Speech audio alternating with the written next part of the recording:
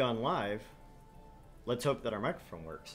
Right. Hey everybody, welcome back to Argent Leftovers. I am Argent. I'm Mort. And we are back with another episode of Arcade Spirits. If you couldn't tell, look at all this new pretty stuff we got over here. This is great.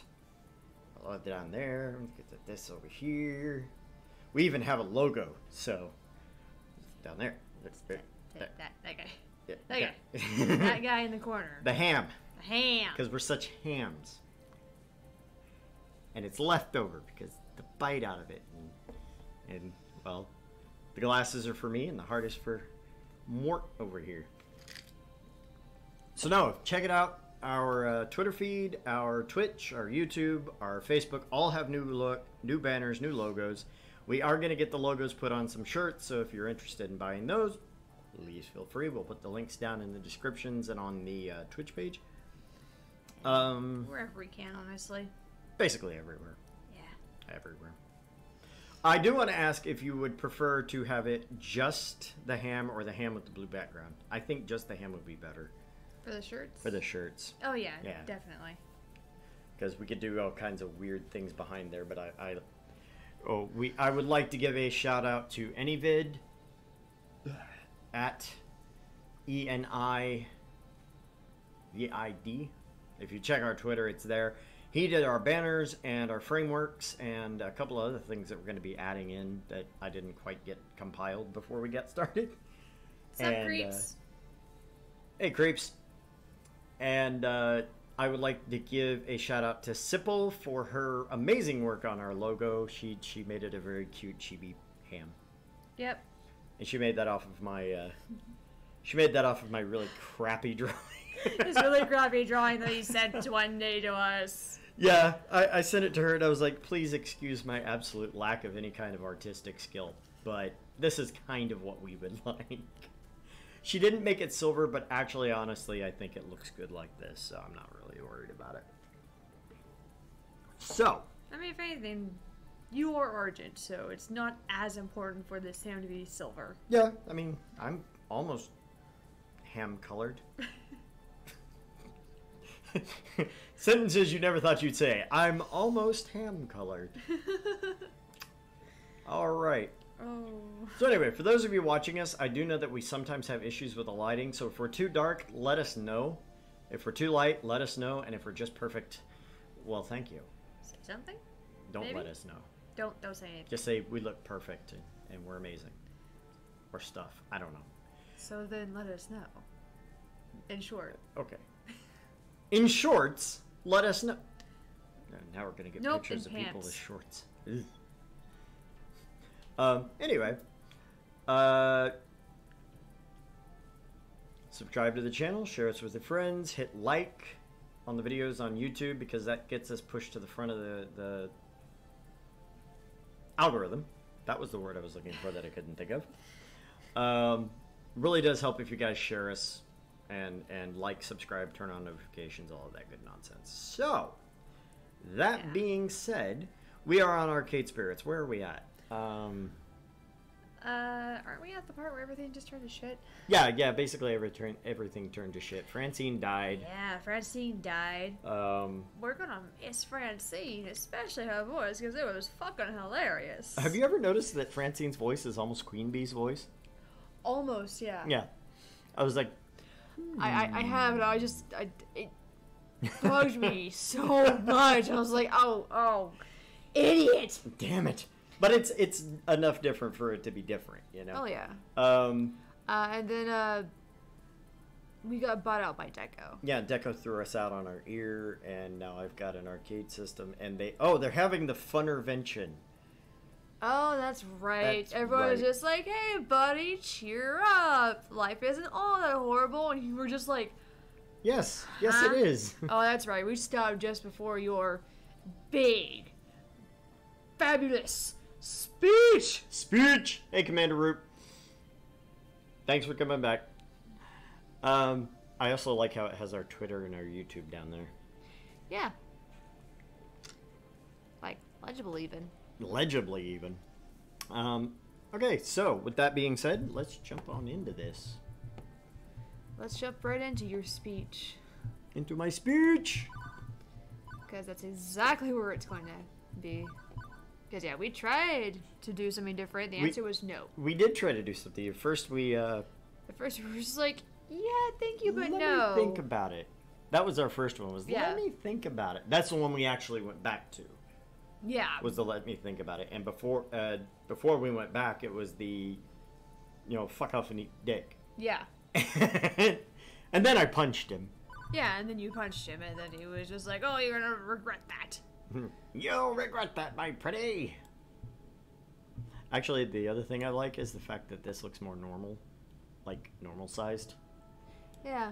The actual game screen doesn't look stretched and weird. Yeah. We looked stretched and weird for a while, but I got it fixed. We're no longer potatoes. I'm no longer a potato, but that's because we're sitting like 5 feet closer to the screen. Right. All of them, here to support me, even without the funplex, even after everything going wrong. After Francine being taken from us too soon, I'd never really thought of myself as central in all of this. I was the outsider at first, the one who walked in those doors looking for a job, nothing more. I've always been on the outside, honestly.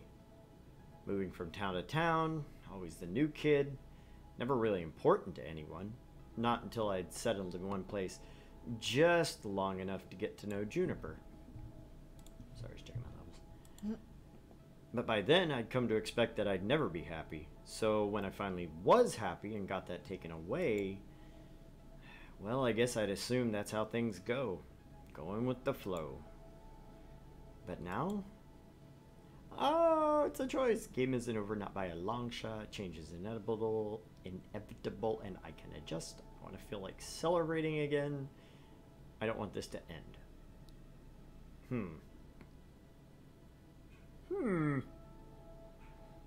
I mean, gutsy or kind.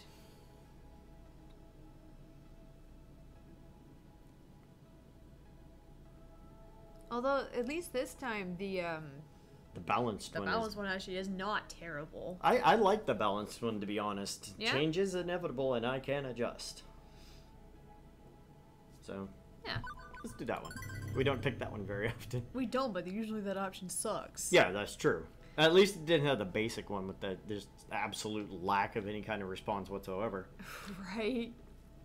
I just realized something. Buzz is going to come on and be like, oh my god, what the hell? Just let me go. What the hell are you guys doing? What the absolute fuck is this bullshit? What is this? What's this? What's this? There's stuff all over the screen. Sorry. I'll never sing again. That's a lie. I'll sing like 10 minutes from now. I've been stewing over this all week, but what's done is done. We lost Francine. We lost the funplex. Why should I lose everything else too? In fact, I haven't lost them. They're right here proving they care for me. This is the hard truth of reality, not lost, but what hasn't been lost. I can accept what has happened without living in denial. I can move on. Thank you. Sorry. Thank you, everyone. I think I'm ready to move on. I'd like to join you in celebrating Francine and what we had in the funplex. I won't deny it, we did some spectacular work there. Who's with me? I think they are. Smiles all around. And you know what? It feels good to be back. For the next hour or so, my sadness fades away piece by piece. We share stories, many of which I'd never heard before, about the funplex and the shenanigans that went on around it. Surprisingly, Ben and Matt spin the most tales about Francine's exploits. They've been neighbors for decades. The so-called wake intervention gives us... I thought it was a fun intervention. I don't remember. Or maybe I think it is the wake intervention. Wake intervention is just... Fun intervention sounded better. Yeah. It's not quite so depressing. Right? It's just like, hey, we're having an intervention out this wake. Like, timing? Timing? Gives us all a chance to heal and to bond. For all we've lost and all we still have, we are still together. I just thought of something. I'm going to get a sound barrier for this on break. Because I think we're getting echo because it's bouncing off the table and back in. Anyway. Despite one little problem which no one wants to talk about. That we're all jobless? The hour grows late and we only have this place rented for the afternoon. I can feel it in the air, that unspoken worry. Will we see each other again? Do you have phones? No doubt we can arrange more get-togethers, but they'd all be reunions over what was lost, not really building anything new. Nostalgia, not progress. Without the funplex, without Francine, will we eventually simply fall away? Except for me and Ashley, because we're going to get married. Or some shit like that. Or we're going to get together, have a falling out, and violently throw each other off a cliff. I don't know. That dark little thought troubles me as I swirl my drink, remaining quiet while the others talk. Beep beep, Argent. Oh, hey Iris. Sup? I'm glad you're feeling better. Yeah, me too. I'm glad too. So, do you want me to start finding you a new job?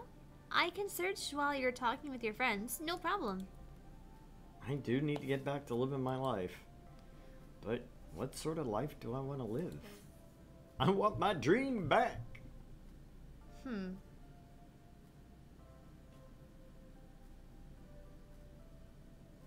Because if anyone can do it, it's Iris. Yeah. I mean, she's going to be able to find me a new job, but I like that option because, like you said, if that being considered, the fact that she's got backdoor information on Deco, or at least hopefully by this point does. Because I want to put that bastard away. I'm vindictive. I had to explain that to my therapist. I was like, we were talking about something, and she's like, I said, I have information that could destroy that person's life. And she's like, but you wouldn't do that. I said, oh, absolutely I would. Mm-hmm. You have no doubt about it. She's like, but you wouldn't do that, would you? I was like, it's very dependent. She came after me and my family? Absolutely, I'd end her. But I don't have a need to do that, so no. She's like, remind me not to fuck with you. It's like, Fantastic idea, right? I don't have anything against you, but I mean, Yeah, I mean, if anything, even if we say we want our dream back, if she cannot come through, we can still go get a new job. right, exactly. This one kind of doesn't give us a way back. I mean, it does, but it's not as easy as saying this and then saying, okay, this isn't working out, give me a job. So let's see. I don't just want a new job. I don't just want a new job. I want my dream, my funplex. Not just 4 walls and a bunch of games, but a community. When I was a lifeguard, I'd saved lives and made a safe place for people to enjoy the pool with friends. I'm not done with that dream. And more importantly, I don't have to be done with it. All around me are pioneers of this community, this culture. Technicians, designers, enthusiasts, inventors, people with connections. And that's when the idea starts to form. Iris, can you search for commercial spaces? Ones for lease or rent? Huh? Of course. I'm a literal search wizard. Why? Oh, I think I get it. You're... I step away from my quiet corner and approach the group. It's time to take back control over my dream, and that starts here. Good God. Why? Okay, so this is a major decision point. Major decision point, and for some reason it's like, hey, we have to do something that's gonna... it's also gonna, like, stupidly increase one of the other. Well, remember, we did this before. It was basically if your scores are low in these, 2 options, we're only going to give you the other 2 options. And it's always the first 2, the harder the star. For so, us, I mean... Yeah. Because we're kind, but gutsy. But gutsy. Not like real life where we're both complete asses. It's not true. We're really nice people. Love us. No, anyway. I've been having a problem this week with people in their I'm so quirky shit. I'm so quirky. No, you're not. You're not different from everybody else. Just stop. Stop being so full of yourself. Right? So is this it? We're letting Deco win, or I'd like to keep sharing my dream with you. So we go the gung-ho or the rallying cry type.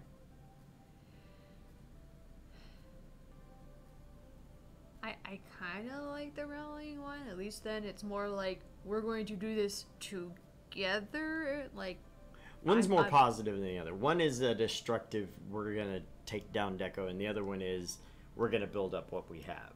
Yeah. I kind of like that one a little better than the other one, too. So, no. I'm not ready for this to end. The crowd hushes when I grab their attention.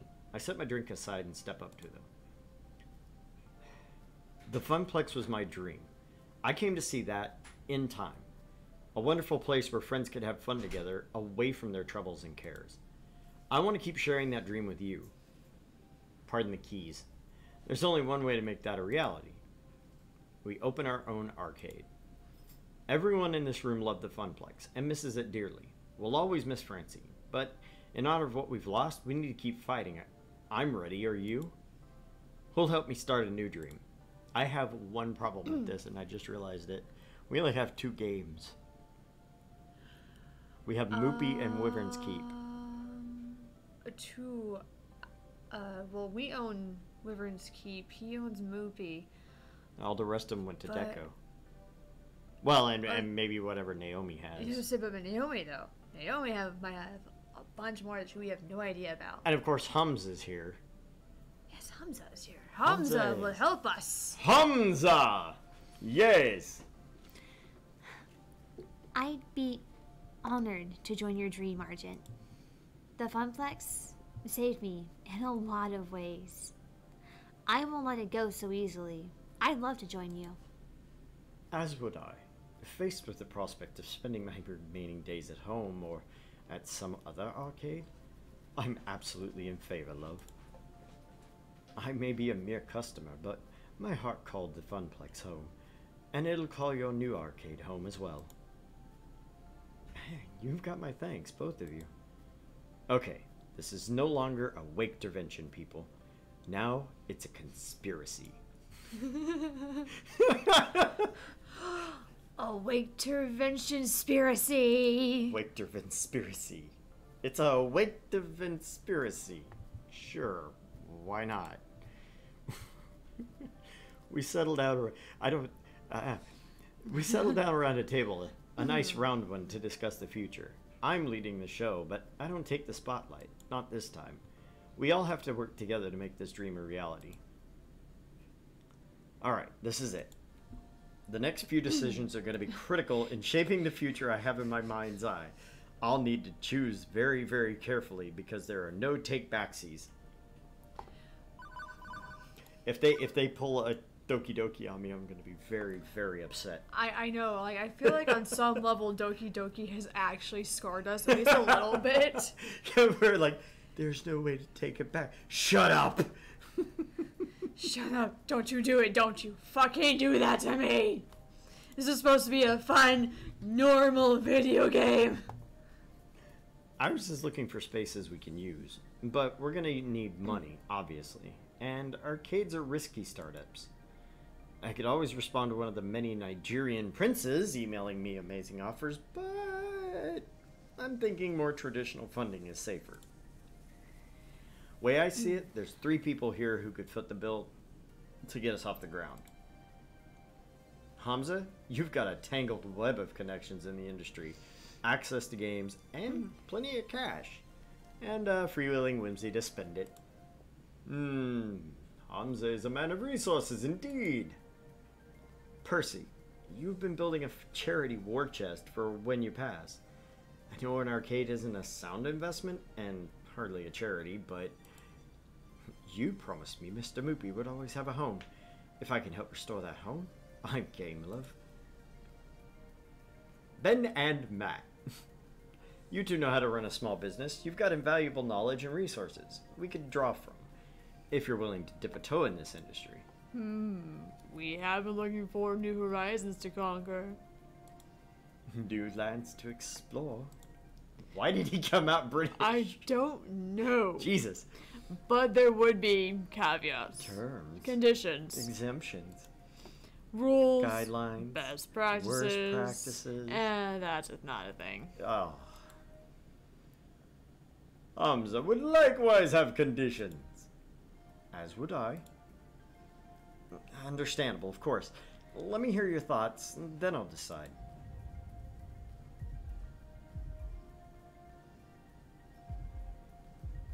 Is that the game? Only one way to find out, I guess, is to to mute it. I have no idea. But It now it's stopped. yeah, it stopped. Decision 1, funding and direction. In order for me to back your play, Hamza would require you to strike at the very heart of Dekonami's empire. And open a family restaurant outside your... And open a family restaurant alongside your arcade. Take from him the very business he adores so much. We don't know the first thing about running a restaurant.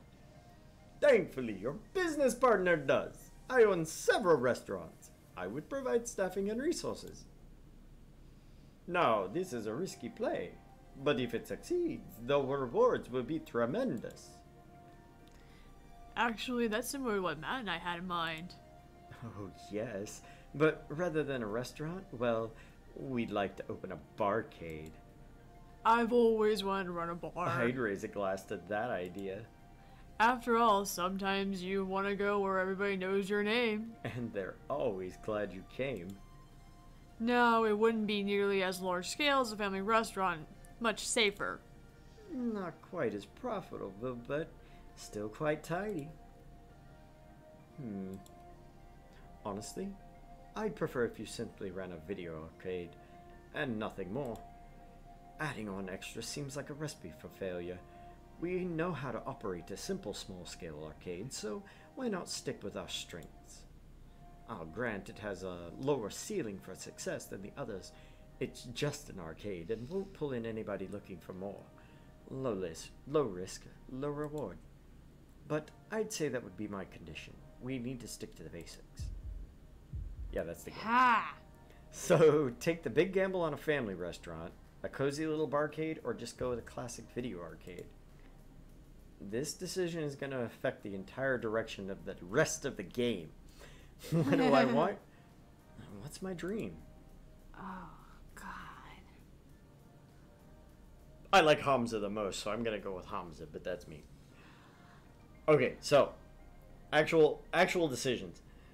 Yes, more risk, but more reward with the restaurant. Of course. Their restaurant is garbage. Their bar is garbage. Yeah, and I mean, so far Hamza has not really disappointed. Right. He's never really fallen short of anything. I mean, he's gotten to the point where he is because he's a good businessman. Yeah. And, I mean, additionally, he's well known enough in the community that just having him as a partner is a bonus. Yeah, and besides the fact he's not expecting any of our people to do any part of the restaurant. Right. He's going to provide staffing and all that. Then there's a barcade, which in real life I kind of enjoy. I've never been to one. I know there are some, but I've never... Yeah. Well, I mean... Last bar I went to was a strip club, so... I mean, in real life, I do enjoy to drink, and then video games are also a lot of fun, and you put the two together, it's actually... The only problem I have with that one is it's going to lower the income from kids. Yeah. No, I know. So, I mean, that effectively runs out a good chunk of a arcade's business. Yeah. Especially from what we've seen so far. From what we've seen in this entirety of the game, there's a lot of kids. There's a lot of business revolving around kids. And, you know, if we have a restaurant, a family restaurant, we can have birthday parties, you know, we can do the main event thing. Yeah. You know, even though that's hell on the people that work there. No shit. It's, you know. And then Percy's idea is just stick straight arcade. Yeah, and But we had a straight arcade and we were just barely keeping pace. We were just barely keeping pace, and besides the fact, Deco now has another place he could easily just squash us again. Yeah. I don't know. I don't see why it wouldn't. I don't see why Hamza wouldn't be the best choice. Yeah. I do have love for Percy and all, but I do kind of like what Hamza is saying at the very least. And it's weird because I don't think this one is like a... Can we look at the score? No. Damn. I don't know that this will so much impact the relationship with Percy if we don't choose him. Oh, I don't think so. I don't think so, because we don't have any other choices that are romance impacts. Yeah. I mean, we're not trying to romance Hamza. It'd be weird if we tried to romance Hamza. I'd totally go for Hamza. He's got that whole Aladdin thing going on. But a more successful Aladdin?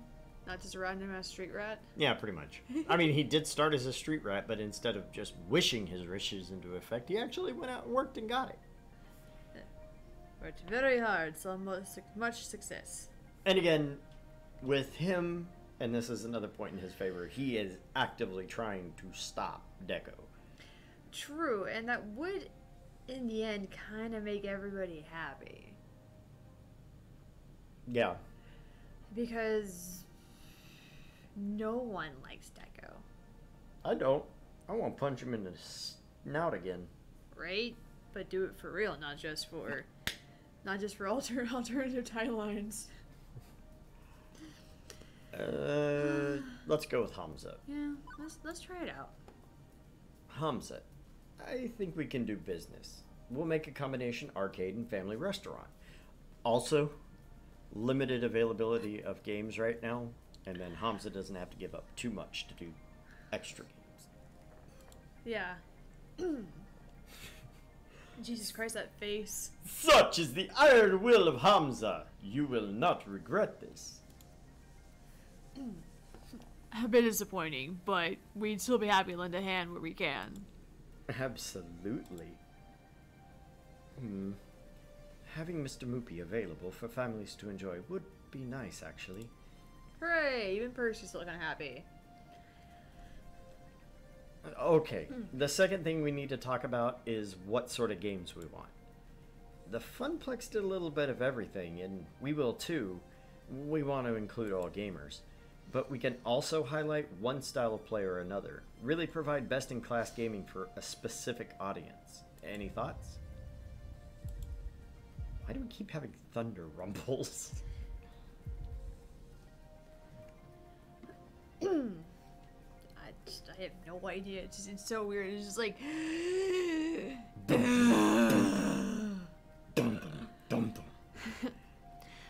Retro games. It's gotta be all about retro games. You know, I'm capable of keeping those older games in tip-top shape. If we focus on retro games, we could serve an audience that Deco's completely ignoring. I would agree with Miss Fairchild. Retro games are an untapped market. I'll grant it wouldn't pull in as much profit, but we know gamers are seeking them. We don't have to make all the money, just enough to keep our pure and untainted dream afloat. And we can do that with a well-curated retro games library. Retro's cool and all, but let's talk esport games. They'll draw money better than jamming magnets up your ass and dragging you through Fort Knox. The fuck did I just read? What the hell did I just say? What? The fuck came out of my mouth here? I don't know, but it was kind of funny. That said, gold is not that magnetic, so, you know. Oh, damn, we're down to 0? 0? I know. Oh, Georgia Elite? Georgia Elite. Georgia? Georgia. Like Georgia. And history books on Georgia. Just Random rap battles of history, a reference. yeah, random ass rap battle references and me just trying to comprehend. Dragging your ass through Fort Knox with a magnet up it. Yeah! Trying to, anyways. Get a couple good fighters. More than one Fist of Doom. Really? Fist of Discomfort. Yes. More than one Fist of Discomfort. Or FOD, I suppose it should be, because that does sound better. God damn you, idiot!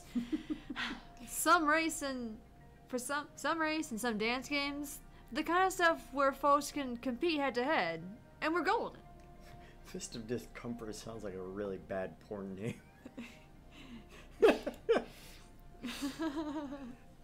I have to agree with Queen Bee. You can play retro games on emulators and consoles, but you can't duplicate the community experience of an arcade at home. If we had an esports focus, we could build something together which works as a second home for all sorts of gamers. Except for people like me that don't like multiplayer games, even though I played MMOs. I think you know what I'm going to suggest. Redemption and prize games. They provide excellent profits. It's the core of Deco's business model, yes, but I think if we focus on those games, we can do them right. No predatory pricing, no scams or ripoffs.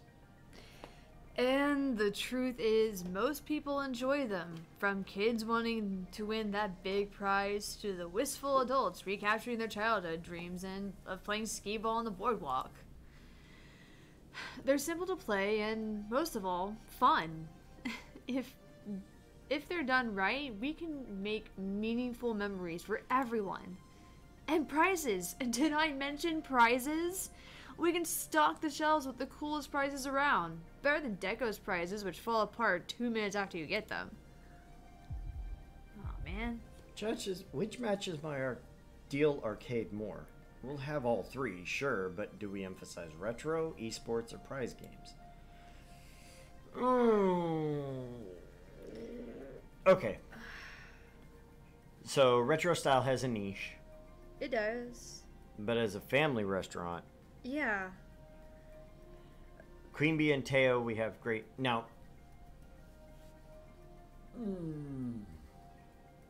Okay, so with that one, I said Queen Bee and Teo?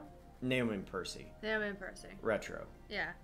Yeah, we're aiming for a kid market with the family-friendly restaurant. Yeah. So, given that they've said we're going to have all kinds of games, that means we're already going to have the stuff the kids want. So, Yeah. they're going to come for that. The retro games will bring in a different crowd. So that gets people in that probably wouldn't normally go to a family-friendly. It's hard to say because, I've been to arcades, you know, more like, Deco's Palace. Mm-hmm. And I do have to seriously take a hard look at all the arcades, and I don't know, like, I feel like if the prize games were kind of, like, not as prevalent, like, if I was a kid and I walked in and saw nothing but retro games, Right. I may not go looking around and seeing, and I might completely miss the fact that, oh yeah, there's some Right. games that give me tickets.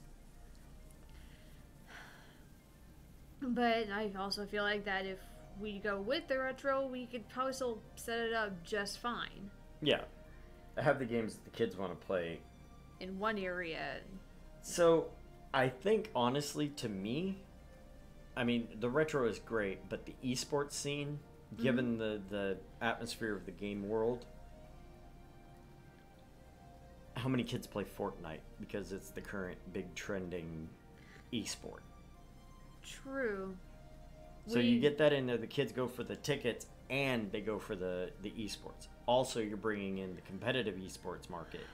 Yeah, but those people cuss a lot. True. Well, Queen Bee does. Oh yeah, there's Queen Bee, and then we still There have was to a go... guy that went off on Moopy, though, so I mean... yeah, they did go off on Moopy. But... But... And also, like Teo said, you know, one kid's gonna play one retro game at a time. Whereas the dance game, you can get 2 people. And Yeah. Fist of Discomfort's, 2 players. So, I mean, you're automatically doubling your amount of play. Yeah. Because, I mean, shit, with almost every retro game, it's usually 1 player. Yeah. 2 players if you're lucky. 4 players if you're, playing Turtles in Time or X-Men or something like that. The Yeah. games that I like. Yeah, the ones with like the big fuck off cabinets that actually had like 4 joysticks and everybody's kind of crammed together going, fuck your shit. And then there's Gavin and Ashley that want to focus on the prize games, which... Yeah, it also just sounds like the safe option, you know? It does sound like the safe option. I do get what they're coming from with the adults will come to play those as well, and you're going to get more of a general audience. Yeah. Retro games are going to be a specified audience. Esports, again, a specified audience. Prize games, you're going to get a more general audience. The other thing about esports, and this is the only thing that might tip it in the favor for that, in my opinion, is that esports generate buzz among people that normally wouldn't come in. So they come there and they have tournaments. And you're not going to have a skee ball tournament. You're not going to have a retro tournament. Even though Moopy was in there, but that was mainly just because Percy Well, yeah, but trying to beat a record. That was all. That's all he was doing with Mr. Moopy. Yeah. So I mean, the esports will give you more of a chance to advertise and bring in. Because I mean, honestly, let's look at like Player One Games down here. Yeah. Which is a little side business. Yeah. They don't really have tournaments, but you can go in and play the games. You can play the retro games. But I don't ever see that many people in there doing that. No, and most people actually have no idea that the owner of the store actually makes arcade cabinets. He does. I didn't know that. Yeah. They're tucked away in the back. Nice. I don't go in there. I don't know. Well, I've always been in there. He stirred up whenever I was still in high school, so. I mean, it's really not a personal thing. No, very rarely are those kind of things personal for me. I just don't ever make it past there. Game shops for me are board games and RPGs. So what do you think? I'm torn between the esports and the prize games. I know what we'll do. We'll drag Haven in here. Just let me cover my ears first. I'll be right back. Okay. She thought I was going to yell at her. Yes, you've done it before. Yeah, but I got the microphone right there, so I'm trying to be a lot nicer. Hey, Yeah, he's just trying to be nice to to you guys, the audience, the people watching and listening to us. yeah, we don't want to murder you either. Oh, right. Right, no murder for me. We don't want to murder you. We don't want to murder the viewers. Okay, Haven, we're starting up a Chuck E. Cheese. Okay. A family-style game restaurant. Do we want to focus? Now, we're going to have all the games, but do we want to specialize in retro games, esports games, or prize games like skee ball and stuff like that? Retro games will bring in a lot more adults and teenagers, I feel, and prize games too. See, me, I think esports would do that most. Yeah. Since in this universe, esports are in arcades. They stream things like, League of Legends style games in the arcade. Oh, that'll get a lot of publicity then. Yeah, and see, that was my only real, that was my extra. Yeah. Then you get the teenagers and the kids and the advertising. So, esports. Also dance games. And dance games. That's what Okay. that's an esport now. Oh, really? Yeah, in this universe. Okay. Alright. There we go. You guys heard it from the teenager The teenager. who would know better. Oh, at least a little bit. We're too old. I'm an old. You're an old. I'm not quite an old. Nope. You still got several more years before you're an old. I'm probably about halfway done at this point. Arcades are all about healthy communities. If we can build an esports scene around the new arcade, we'll have regulars and healthy competition. I'm game for that. Hot damn! Now this is a plan. A choice, kid. My body is ready for this next dance. Okay, that's money and games. Phrasing? That's money and games. Now, let's go beyond what we already had at the Funplex. Let's really make this something special. Do you want to go for look at the 1-up area? See what's going on there? Ashley's still our main gal. Percy's about the same. Gavin has dropped quite a bit. Naomi dropped a lot. Yeah, but Since I mean, we kind of stopped. when you choose a pursuing her. girl, Yeah, you got to pick that one, I guess. you gotta pick one of them. I mean, Damn. yeah, right? Like, Our heart and guts are just like Neck and neck. Jinx. eh. Teo came down a little bit because he was about halfway. Percy was a little below halfway, I think. He hasn't really changed, I don't think. Not entirely, but we still have a decent favor of Percy. Yeah, and Queen Bee didn't change all that much. Naomi didn't change. I don't think anybody but maybe... No, I don't think Ashley changed it at all. No, because she's been a super number 1. 10 out of 10. 10 out of 10. Would Recommend. again. I know you would. Decision 3. New projects. Okay, I want a defining feature of arcade. One which will make it stand out. Something nobody else is doing. Something nobody's even thought of before. Like, I almost want to get on Skype or something and just be like, Buzz, you okay, buddy? Right? I didn't see him on Monday either. He didn't send me any messages. Also, I want to make sure our sound is coming through.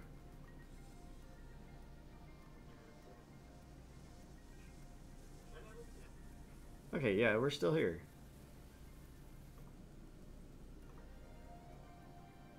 Okay. All ideas on the table. If it was too outlandish for the Funplex, it's not too outlandish for me. Show me what you got. Show me what you got. And randomly, Juniper. Okay. I know, right? Well, I mean, I'm not really a part of this, but I'm gonna grab the mouse and just click for myself. Yep. Oh, click for you, apparently. Come on. You're my best friend and 100% part of this. I couldn't be here in this moment if it wasn't for you. Click.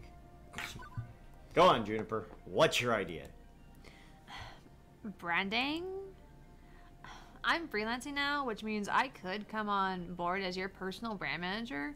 One heck of a consulting gig. An arcade really needs stellar image management to stand out from the rest. Like the event poster I made for you. Oh, hey, Juniper. I can add to that. What if we were together? I was thinking of designing a new mascot costume anyway, but I could collaborate and coordinate with you on how I'll tie it into the visuals for the rest of the arcade. Yeah, it's a winning combination. Ashley and I can do great work together, coming up with some really stellar branding and marketing. We'll stand out in the crowd. What, you mean no more slightly terrifying flamingo costumes? Hell, I know exactly what sort of project I want us to do. Streamer support.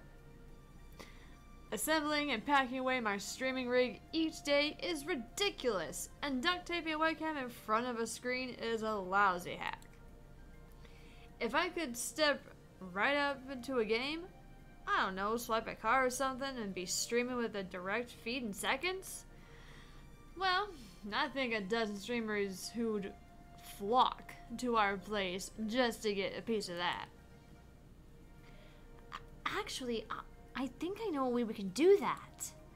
I could rig up a general purpose starter board with which plays the man in the middle with the video feed, works with the RFID reader, and gets the streamer's info. Ties it into a central video encoder and on the Wi-Fi network. Yeah, I can make that happen without damaging any classic hardware. Once more in English, please. I know software, not hardware. We stick a thingy in the thingy and everything works just fine.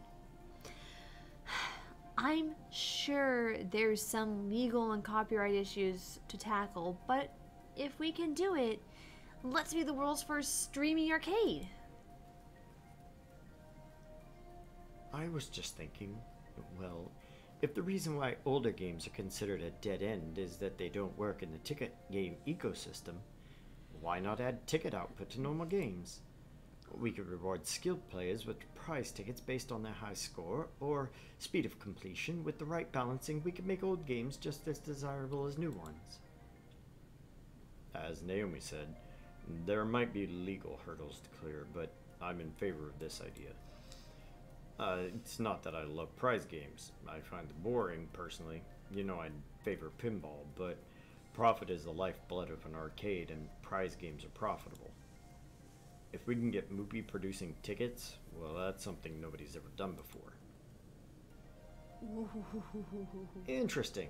But as much as I'd love to do all three, I doubt we have the money or time for that. Let's focus on one project to launch our arcade with. Do we want to have really good branding, streamer support, or retrofit tickets and old games? Ooh. These are actually all really good ideas. I think the last two are better. Yeah, no, the last two are absolutely better because We're going to have to do branding anyway. It's just going to have to happen. I really hope this is gonna be one of those things where like we can come back to these things later. Yeah, and like pick something. Like, you know, pick something like, okay, what we're gonna do next? Are we gonna start doing the streaming? Or are we gonna get working out branding? Right. Or, you know, maybe maybe we forego the tickets for now. But that's the thing, like the tickets really intrigue me.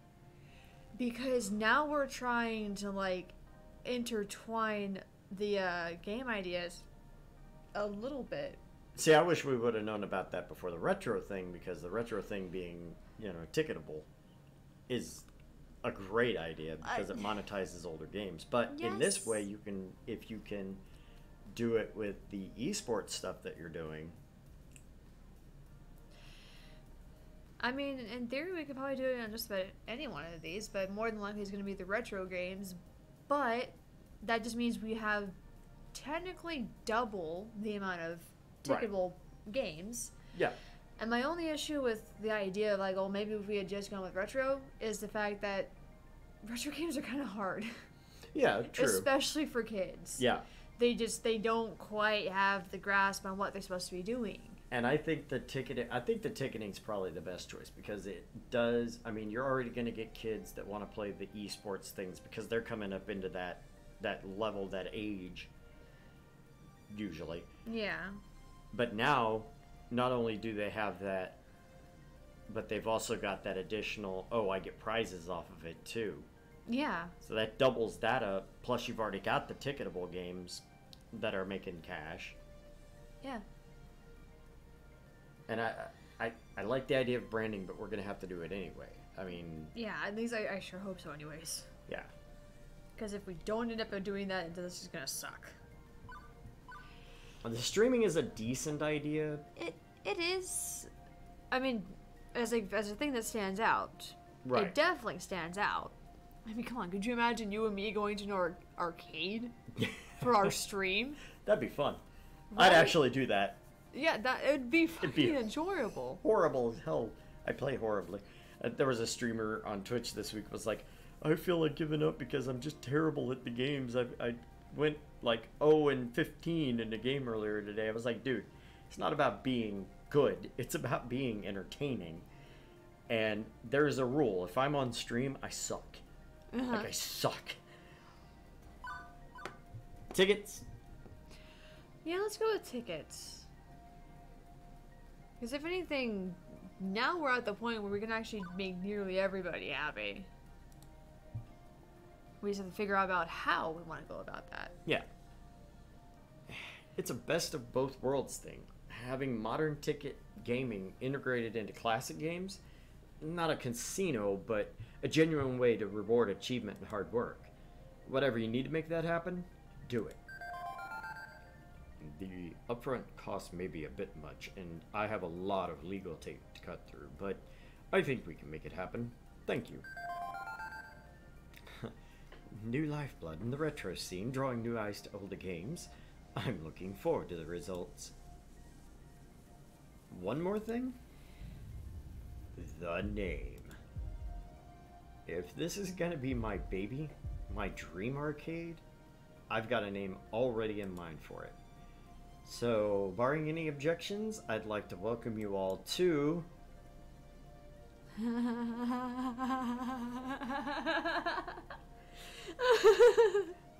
I mean... Oh, that's phenomenal. So what do we think? Do we want to name it Arcade Spirits? I like the name Francine's. But, you know. I'm a big old softy. We'll call it Elmo's World. I don't know why. Things float into my brain and I'm not sure how they got there or how they're going to get back out. Elmo's World. Oh, furry red Muppet. Big Big orange nose. We just going to go with the default name? I think so. I think in this case it's actually not all that bad. In fact, it just makes me giggle. But of course it's gonna be like, hey, you sure about that? Arcade Spirits, is that right? No, try again. Arcade Spirits. Let's call it Arcade Spirits. Arcade Spirits. I like it. We can work with that. Let's hear it for Arcade Spirits. Our home lives again. How exciting. Fuck yeah. A toast then? One by one, everyone raises their glasses. I fetch my room temperature drink and raise mine high in turn. For those we've lost, for those we've yet to meet, let's do this right. Together we can accomplish anything. Now let's get super drunk. Trying to be responsible, but after the week I've had, I like let's do this right. I'm not gonna lie. No, I like it too. Let's do this right. On 3, everyone. For Arcade Spirits and the future. For Arcade Spirits! Yay! Yay! Losing everything, getting it all back, and then some. It's been a roller coaster of a week, to be sure. You don't say. But I can't rest now. Absolutely not. I need to take charge of this project and my life in general. I have to do for them what Francine did for us. Franny! Franny! I just go call her Franny from now on. That's okay. I'm ready. I'm willing. And this is our time. Sorry. I can't not read it like that. Okay, so before we move on, we are going to take our 5-minute break.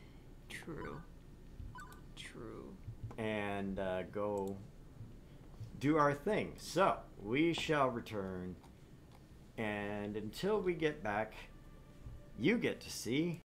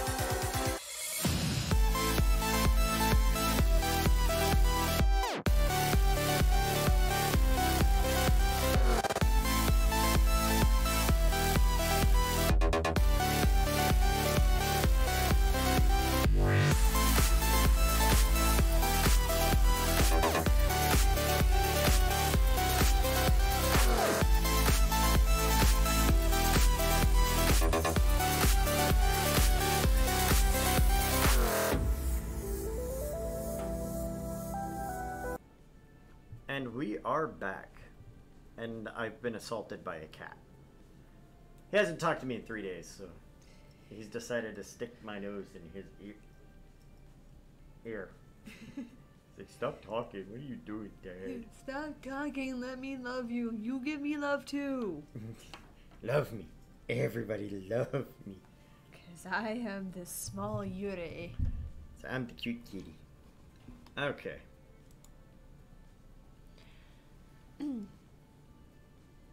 I think it was supposed to be something like you completed level 6.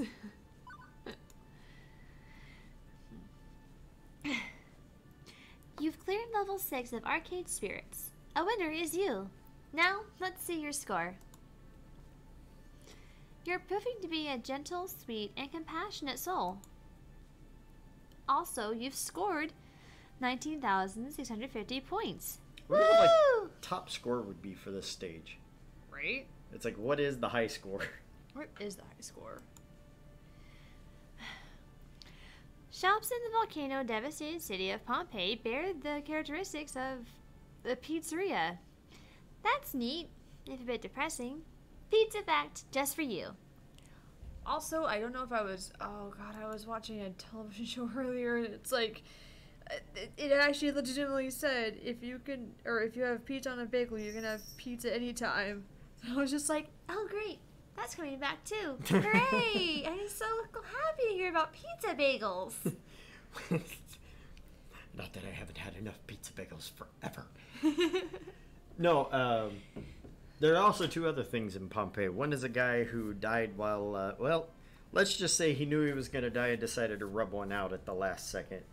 And then there is a picture of a guy who literally got hit in the face by a 400-pound boulder. And it's just his skeleton and the boulder just thunk. I was like, at least it was quick.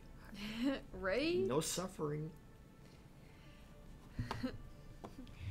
Do you want to save your game before proceeding to level 7? He got hair in my mouth. Ha! I mean, that's how you show love, right? You just put hair in their no else's mouth. Yes. It's never really steered me wrong.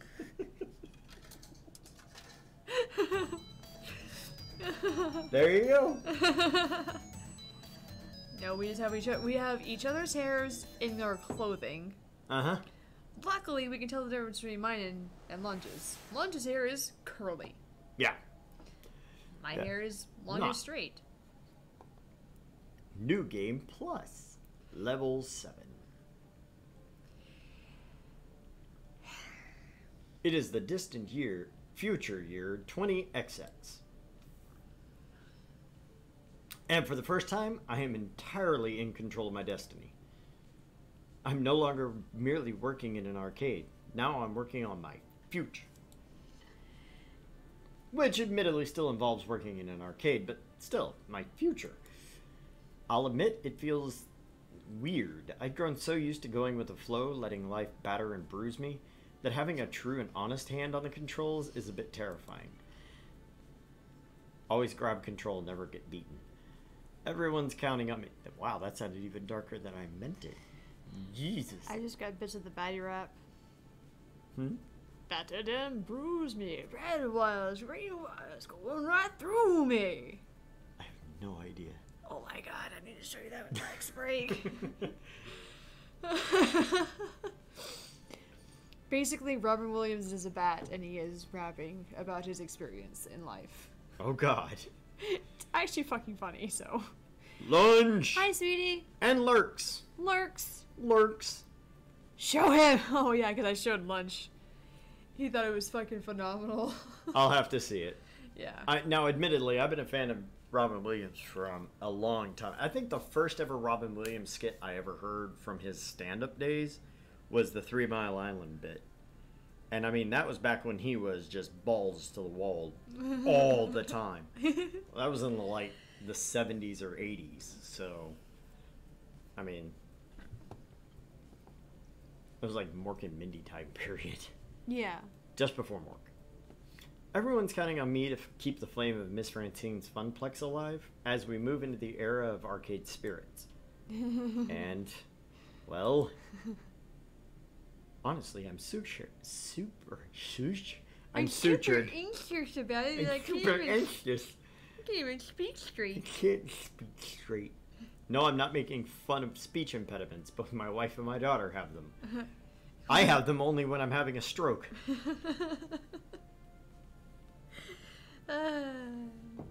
Had to say something before I leave. Finally finished with what was essentially a postmortem. Oh, Lunch, don't feel bad. I stayed at work until 5 p.m. because shit's still going wrong with my project. I still didn't fix it. So anyway. Yeah, but now he's probably just gonna go head home. Go home. Hooray! Have food. What is this? It is a cookie. Okay. So the mint chocolate. What did you do? No, nothing. There's just, it's a bug. It's a bug. And it bit me or bit the stung fuck me or out of her. something. It's a beetle of some sort. Is it gonna make your finger fall off? My wife just got eaten by something. Some gnarly insect. I didn't And- even see it. Yeah, no, if you lean over, it's It's kind mushed of- into the carpet. It is actually, and it looks like it leaked out some bread. Like from afar, there's a. What is that? Like I said, I think it's a beetle. Jesus. Yeah. That's a weird ass fucking beetle. Up close and personal. It's still moving, by the way. You might not want to. Under the strap of my purse. Oh. Well, that's honestly terrifying. That's. Well, we'll keep an eye on it. If it swells or turns red, we'll get you in. Yep. Honestly, I'm super anxious about it all. I want this to be perfect. I will make it so. Make it so. Make it so. Make it so, number one. It's going to be fine. It has to be. Okay, and again, the wishy-washy. I am super anxious, or I want it to be perfect. My answer would be I want it to be perfect, but as far as we've been playing, we've been going for the, like, the... Yeah, but I mean, that's it. For the most part, it is kind of just a reflection of us. Yeah. The mixture between an old and a young. Yeah. Both of us perfectionists, both of us going, I will make it so. It will be this way. Oh, look, in Deco's Palace. Yeah. Fuck that guy.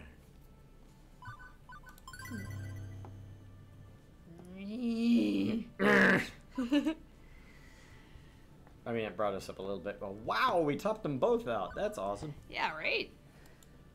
You didn't see that? Okay. No, I didn't, honestly. I'm going to take her word for it because I'm an idiot. My hands are on the controls, and I intend to steer this ship true. They're relying on me to be the steady rock in the chaos of this new project, so that's what I have to be. I'll make them all proud of me, and proud to be a part of Arcade Spirits. There's one driving reason to make Arcade Spirits work. It's Ashley. To give her a home away from home after the fall of the Funplex. This will be ours, and I'm not going to settle for anything less, no matter what it takes.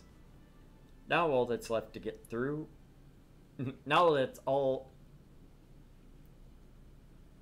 all that's left is to get through opening day without incident.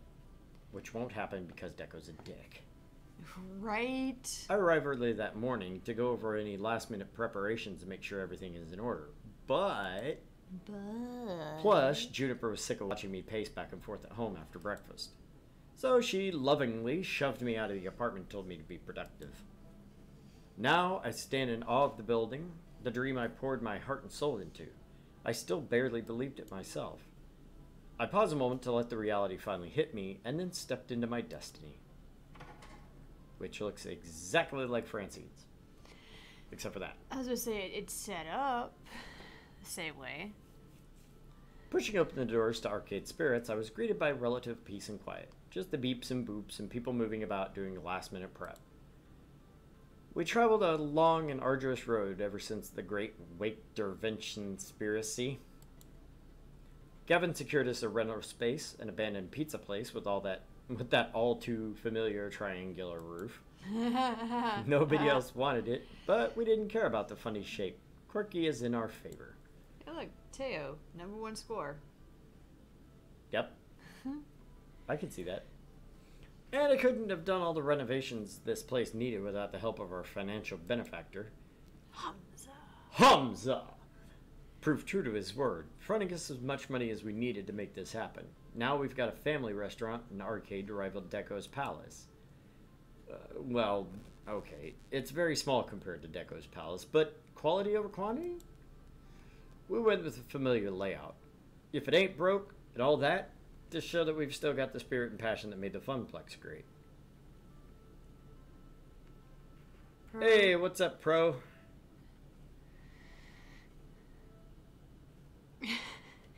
Yeah. Pro Dipso Bank. Dips. I'm gonna call you Pro. That's your name from now on. Yep.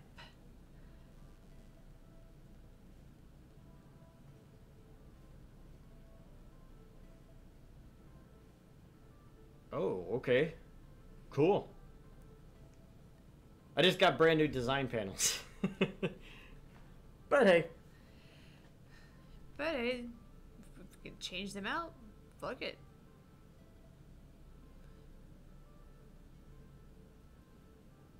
Cool. Alright. We went with a familiar layout, if it ain't broken all that, to show that we've still got spirit and passion that made the Funplex great. I mean, we better have spirit. But it's not. We are called Arcade Spirits after all. Exactly. But not all a carbon copy. We've got a few new additions that Francine would even be proud of. The video wall is a nice touch. That one was my idea. It alternates between running music videos, game promos, and high score leaderboards. We also painted and did a general update on all of the appliances and fixtures to give it a more finished feel. And less of a retired pizza place turned into arcade vibe. Teo and Queen Bee worked together to pick out a few key games that appeal to the esports community. We've got fighting games, racing games, shooting games, dancing games. If you want head-to-head action, we got it. Granted, we've still had a decent version of each other's. We still have. Yeah. Ow. We still have a decent selection of other stuff too, so all tastes are catered to, but Queen Bee's confident this will pull in the fighting game community as well as the MOBA community. I still have no idea what MOBA is, aside from Fist of Discomfort like, but Queen Bee assures me it's hot shit right now. Multiplayer online battle arena. Oh. Okay. It took some work to retrofit all of our retro games for prize tickets, but in the end, Naomi managed to whip up a low-cost gadget that would do the trick. Now we won't feel the pressure to move older games out in favor of profitable prize games, and those looking for spurting tickets can and will play everything. Naomi put in lots of hard work, but she tells me it was well worth it. All of my decisions, all of my choices made Arcade Spirits what it is. So much labor and love went into the project from all of us, and now that all that's left is to officially open these doors. But before that fateful hour begins, I still want to do one last check on operations, just in case. The restaurant side of this equation proved to be very complicated. I go cross-eyed trying to parse the numbers that side of the business. Hopefully it won't drive us to bankruptcy, or the arcade wouldn't bankrupt the restaurant, or both at the same time. Great. Hark! The great Hamza senses concern from his business partner. Whoa, yep, didn't quite hit it. Rest assured, Argent leftovers, that Hamza has seen to all that requires seeing to. Our delicacies shall ring true across taste buds across this city. I'm not sure I consider burgers and buffalo wings delicacies. Hamza is well aware we shall never earn 5 stars with our cuisine, but we shall be the pinnacle of deep-fried foodstuffs. Today, Hamza will oversee operations. Beyond this opening day, I leave you in the hands of my capable chefs and waitstaff. But you'll be in touch, right? I'd hate to have you jet off to Istanbul, not Constantinople, and suddenly everything's on fire. Why did Constantinople get the works? Something about the Turks. That's nobody's business but the Turks. Yeah. No matter what comes of the globe, Hamza's travels take him to no matter what corner of the globe Hamza's travels take him to, he can be summoned at the speed of light. Well, at the speed of air travel, really. And now, back to my kitchen. Our glorious future together in business awaits. Hamza claps twice before leaving, in a flourish. Okay. Being partners with Hamza is going to take some getting used to. Running a restaurant and an arcade is riskier than I thought it'd be, but for all his quirkiness, he knows business, right? He's rich. Rich people are smart, right? After my quick check-in, I noticed the clock. Its unforgiving hands tell me it's not long now. See? Everything's going perfectly. No detail overlooked, just according to Keikaku. Keikaku means plan. Translator's note. I know how to write that in hiragana. Wish I knew how to write it in kanji. I'm proud of everything we've accomplished. When these doors open and all our regulars come back to play, when new folks drawn by our advertising wander in, it'll all click. I allow myself a smile, pleased with our progress. Today's gonna be a great day. The first day of our new dream. It'll be wonderful. As long as no unforeseen problems pop up. I love it! Huh. There's boobs and waist and butt, and I'm happy. Was not expecting the, Sailor Scout. I was about to say, you weren't expecting quite the sailor level. Not quite. You could pull that off. That would be Yes. a totally good cosplay. Yes, I can't pull it off. You're right.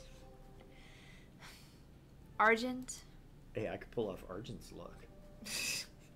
Blue hair and all. I watch Ashley approach me. Immediately, I'm speechless. This is the first time I've seen Ashley's mascot costume for Arcade Spirits. She's been keeping it under wraps for so long. She's been working non-stop on this mascot idea since the Wachter Conspiracy. God, I wish they'd stop saying that. It's so hard to pronounce. I can't believe she managed to keep this costume a complete secret from me. I really had no idea. And upon seeing her in it, I'm overcome with emotion. It's just so... Cute and perfect. It's not my style, the hell it not. 100% Ashley. I mean, that is true, but... It's true, but... It's so cute and perfect. I know. Well, that kind of sounds like it's laughing at you. I couldn't say enough good things about Ashley's new costume. She looks so adorable in it. I wish I could whisk her off her feet and we could skip out on working today. Be still, my beating heart. I'm gonna need a moment to calm down. I frickin' love it. Just as much as I love you. I'm so proud of you. It's very well done. I'd expect nothing less of you, Ashley. That look, though. What is that look? She looks like pissed. I wouldn't say pissed, but she's definitely irritated with something. Yeah. It's such a relief. With all the stress that I've been dealing with in regards to the new opening, to have one thing be flawless is really going to make this opening go much more smoothly. I notice my praise isn't having much an effect on Ashley, though. I'd expect her to be her bubbly, happy self. She's always so excited to show me her cosplays and projects, but something's different here. She's completely downtrodden. Argent, I hate it. What? What? Ashley, what do you mean? It looks fantastic. It's perfectly... Before I can finish, Ashley snatches up my words. It's so awful. I hate everything about it. The bows are all wonky. There are some stitches that didn't sew properly on my skirt. The logo is all smudged looking. And my prop staff has too many faults to list off. It's horrible. Cosplayer self-doubt. Or really anybody that dresses up self-doubt. Whoa, Ashley, calm down a minute. I don't see any of the faults you're claiming. The stress must be getting to Ashley, too. I step towards her in an attempt to ease her. I place my hands on her shoulders and look directly, deeply into her eyes. Honestly, truly, it looks amazing. You're amazing. I kiss her softly atop her forehead and smile gently. Ashley looks back at me, blinking back tears, her lower lip quivering. She swallows once before answering me. I'm sorry. It's so awful. I ruined everything. The floodgates open as tears begin streaking down her face. Okay, come on, waterproof mascara for the second time in the night. Come on. I quickly envelop Ashley in a hug and she continues to cry into my chest. I mean, besides the fact that you're getting my clothes wet, you haven't ruined anything. We haven't even opened, so there's nothing to ruin. I try to make light of this situation to get her to crack a smile, but it has the opposite effect and Ashley sobs harder. I can't even do that today. This is supposed to be your big day, your moment of glory, and here I am wasting your time and your energy. You shouldn't bother with me. Ashley wriggles free from my arms and pushes me away. Hey, hey, hey, hey. That's just what I am. Just a waste of space. I'm nothing. Where the hell is this coming from? I've never seen Ashley this worked up on a serious self-loathing bender. Hey, that's not true, Ash. You're far from nothing. Every time I try to say something nice, Ashley fights back, refusing to accept the truth or herself. I don't deserve you. You should be with someone better. Wow. Sipping my ass. Well, hey. I mean, there's only so long you can sip moonshine before you just gotta taste it. Someone who's prettier, handsomer, more talented, smarter, funnier, nicer than me. But that is you. You are all of those things. I love you wholeheartedly. She keeps spiraling further and further in despair, her negativity crescendoing. Normally I have one of 3 different solutions to solve any number of problems, but for once I don't think anything I say will help this situation. You deserve someone who's got their life together and knows who they really are. I'm 40 years old. I still don't have my shit together. Trying to comfort her again, I put my arm around her. She retracts immediately from my touch. Her face contorts into a look of pain and disgust. Okay. It's all ruined. Ashley yells at me, and I'm silenced. I kind of yelled. Yeah, kind of did. As a wave of it was loud enough. That's what it needed to be. As a wave of emotion crests, a pang of realization hits her that she was completely overtaken by her own emotions. She takes a breath stifled by sobs. Everything's ruined. Tears roll continuously down her face, hitting the unrelenting arcade floor. Argent, I can't do this. Oh, please specify this.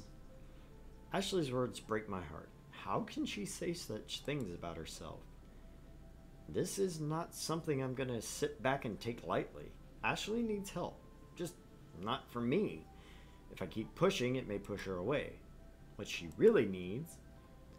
You should consider seeing a therapist. Do you want me to call a help hotline? You need help from anyone that's...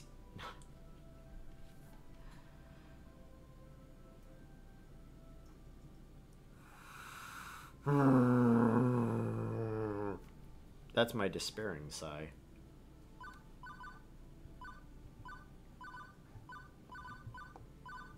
Running out of pages, damn it. Okay. No, not that one. Yeah, not that one. And honestly, I feel like the middle one is still gonna do better.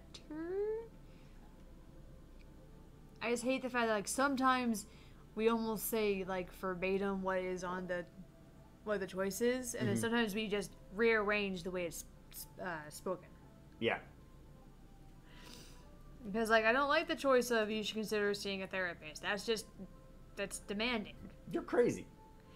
But so is how do you want me to call a help hotline? Oh my god.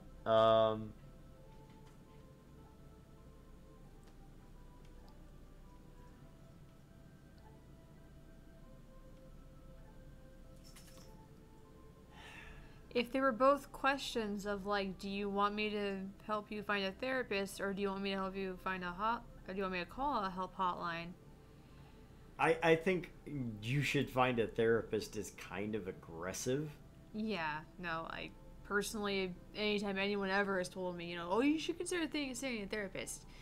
Fuck you. Fuck you. Fuck you, fuck you, fuck you, and fuck you. So that one? Yeah, let's go with that one. I can see Ashley is hurting, and there's nothing I can do to help that. If she continues like this, I'm afraid for her. Do you want me to call a wellness crisis hotline for you? Just nod, and I'll take care of setting things up for you. No problem. Ashley, I'm saying this seriously because I care for you, and I'm worried about you. I want you to be happy with yourself and love yourself. Ashley is stunned as she stops crying. Sniffling out the last tears, she looks back at me shocked. What? How dare you imply that I need help? All I need is for you to listen to me. I have been listening to you and trying to comfort you, but you're not seeing the reason of my words. You don't believe me. I do believe you think that way. You're just wrong is all. I don't need you to try to convince me otherwise. And I certainly don't need any help. I'm fine. You are not fine. I want Ashley to understand why this is important. Many people seek help from professionals? That was my immediate response. Wait, what? Wait, what? How to... Wait, what? What? No, what? What? What? No, no, no, no, no, no, no, no, nope. Like, it was like basic. What? Uh, So, I mean, do we want to stick with that one? do you want to stick with that one? Because, I mean, it sounds like it's going to be the same regardless. I've tried everything I can think of to reassure Ashley, and nothing I say has any meaning. I think Ashley should seek more professional help. Have you considered seeing a therapist about this? I know my pep talks aren't going to help you right now. Someone who's professional may be able to help you sort things out. Ashley, I'm saying this seriously because I care for you. I'm worried about you. I want you to be happy with yourself and love yourself. I feel like I've said that before. Gee. What? How dare you imply that I need help? All I need is for you to listen to me. I've been listening to you and trying to comfort you, but you aren't seeing the reason of my words. You don't believe me. I do believe you think that way. You're just wrong is all. I don't need you to convince me otherwise. And I certainly don't need any help. I'm fine. You are not fine. I want Ashley? Ashley? Yeah, that was not a Freudian slip, by the way, because that's not the name. I want Ashley to understand why this is important. So, we chose that one, right? Yeah, right? Many people do. What? What? The fuck is this? I wonder if I should call him and say, hey, you know, what? Guys, what? I don't think that's supposed to be that way. I know. Oh, man, maybe we should have saved just before that decision. I mean, we can still go back, but... Ashley, I know there's still a huge stigma out there on seeking help from therapists, but it's really helped so many people. There's nothing wrong in that. But I know it's scary and hard to help. Pardon me, I had a stroke. Please call help. Said help. I know it's scary and hard to accept help. If you remember just a little bit ago, I had to do it too. It wasn't easy, and it took you and everyone else from the Funplex to lift me up from my ride. Without your wake-tervention and the wake-tervention conspiracy, I'd still be lost. But I did it, and I know you're strong. You can do this too. You don't understand anything. Ashley averts her gaze to the floor and sniffles. What are you, a trap? I need to go reapply makeup before I attend to the floor. She completely ignores what I've said and runs off. I'm left in a wake of feelings, and I don't know how to handle this. Fortunately or unfortunately, my attention is focused on my now buzzing phone. beep beep. Argent, you should have opened the doors 3 minutes and 24 seconds ago. Ah, shit! 25 seconds, 26 seconds, 27 seconds. I get it, Iris. Thanks. I'll be right there. Okay. Iris fades away and I close my phone. I guess I need to concentrate on officially opening Arcade Spirits now. But first, I should change into a non-tear-soaked hoodie. I can't handle this right now. As much as I want to stop everything and sort through this mess, I've got a job to do today. There will be time later to patch things up with Ashley, presumably. I need to at least try to put this turmoil behind me so I can focus on the first day of Arcade Spirits with a smile. Despite reeling from that incident just now, I'm ready to do this because I have to be ready. No choice. I've got big plans for the opening ceremony. I'm going to open the doors, give my prepared speech to the gathered masses, and stay on hand to greet gamers as they enter. Stepping to the forefront, I grasp the door handles and throw the gates to Arcade Spirits wide.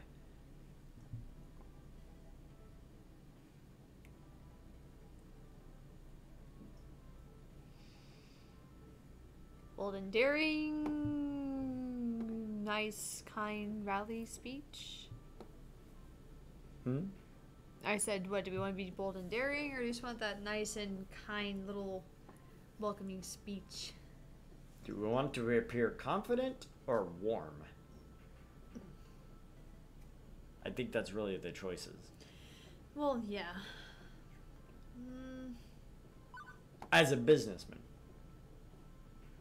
I feel like confidence would do better. Behold! I give you... people. A sea of people. Arcade Spirits. I don't even have time to finish one line of my big dramatic speech. Sorry, hold on. Doop. The crowd spills through the doors and runs right past me, eager to get to the games. Immediately, the arcade fills up with the sounds of beeps and boops, games starting up, and people laughing with delight as they find their favorites. Well, there goes my entire opening ceremony plans out the window. I just had all sorts of stuff planned, but if folks want to get to gaming, who am I to argue? That actually does sound like an arcade. Galaga, even. Yeah, right? After a few minutes of final checks around the place, I decided to move into phase 2. Meet and greet around the arcade. I walked the arcade like I did my floor attending days, talking with folks and making sure everything's running smoothly. Although I could probably track down Ashley too, assuming she wants to talk yet, which may not be the case. Arcade Spirits is my domain, open to my exploration. Where should I visit first, Ashley? Gavin and Percy are hanging out in the restaurant. Naomi's fixing Teo's dance game, which seems to have crashed. Queen Bee and Ashley are talking to some arcade newbie.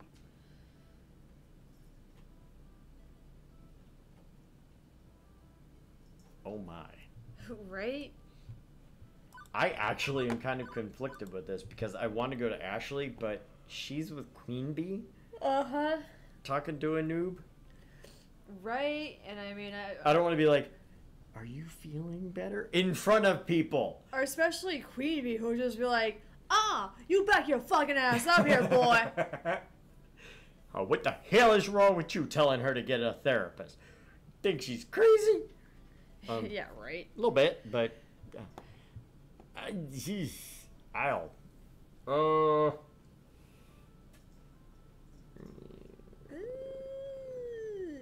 Naomi's fixing Teo's dance game? I feel like this is going to come up with a problem. This one is a problem, but might be easily fixed because Naomi's awesome. And this one is a goddamn minefield. The last one's a fucking trap. No. It's a trap. Naomi? Yeah, let's go focus on Naomi because it's one of the biggest things we have here. Oh shit, I just realized something. Naomi's our second highest. Ashley sees us with her at, Well, we did just save. Yeah. So okay. we'll see how it goes. Banzai! Most of the time I'm drawn to Showtime's stage because of the flashing lights and hit beats, not because it's completely silent. No music at all. No, probably. The bug's like right over there. It's like kind of slowly but surely crawling along, and you is just kind of trying to play with it. Oh, he will eat it. The cat's trying to eat the bug that my wife got bitten by. I was like, I want to get a picture of this thing so that way if it does. If it is poisonous, well then go get a quick go get a quick picture. Hey, Slow. Nice to see you, buddy. Most of the time I'm drawn to Showtime. As I approach, I see Naomi feverishly working to fix it. Seeing the whole thing without tunes synced to its flashy lighting rig is kind of depressing. And listening to Naomi mutter as she works, she undoubtedly feels the same way. Hold on, let me get the cat. You can't take a picture of a bug if the cat's trying to eat it. Yeah, you gotta wait. You can eat it in a minute. So I think what it is got poisonous oils. Oh, goody. That'd be great. Yay! We'll be having a stuffed string to take my wife to the hospital. This was working fine earlier. Why isn't it working now? Whoa. Fortunately, Teo is proving surprisingly knowledgeable about the inner workings of his favorite game.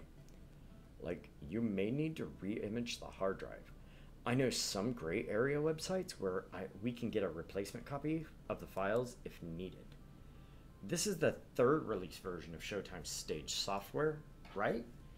Those are easier to come by than the more modern fourth version, oddly enough. The files aren't the problem. Okay. I think the hard drive itself was damaged in shipping. And if so, well, you might not be able to dance at all today. I'd have to order a new part. Why don't you get a dustpan That's what I'm gonna and a do. broom and throw its ass outside? That's Huh. exactly what I was gonna do. Sure of it. I'm sorry. There were just so many games to get up and running. I must have missed this ticking time bomb of a hardware failure. Hey, it's cool. I don't need to get my groove on all the time. Showtime Stage is one of our flagship games. It's flashy, it's exciting, and Teo's dance moves bring the crowd in. Getting it working for opening day is a priority. Teo, do you know any sources for Showtime Stage hard drives? Can we pull a hard drive from a different game? Can we roll out a different game to replace it temporarily? Okay, professional conflict. Yeah, I know. Yeah, it's the second one for me, but... Oh. Now, see, that's the thing. The hard drive ain't that big a deal. If it's getting a full hard drive for it, it rolled back in the dustpan and she almost died. You're like, ah! Yeah, the cat's just like, Cat's like, hey, no, I want that's to my eat lunch. that. Oh, hi, kitty. You can't have it. It will make you sick. Oh, God, he's been biting at it. If it's got poisonous oils, then... I mean, I don't think he was at it for too long. He picked it up from over there and drug it over there and Oh, played did he with drag it. it over there? Yeah, it was over there by her purse, and Well, he picked it up. Yeah, I just thought the bug like had slowly but surely made its way over Oh, there. no, it wouldn't have made its way that far over there without him eating it in the first place. Don't get sick on me, damn it. It's been almost a year since Kai passed away. I don't need a sick K. Yeah, right? Oh, God, I'm pretty sure if that were to happen, we'd just, stream me down for a while. Yeah. So not this one because it's iffy, and this is just probably the... I think that's the best option because if we pull a source and Deco finds out about it, we are hosed. This isn't the only game we have which uses a hard disk, right? Can we pull and reformat one from another game using Teo's files to make it a...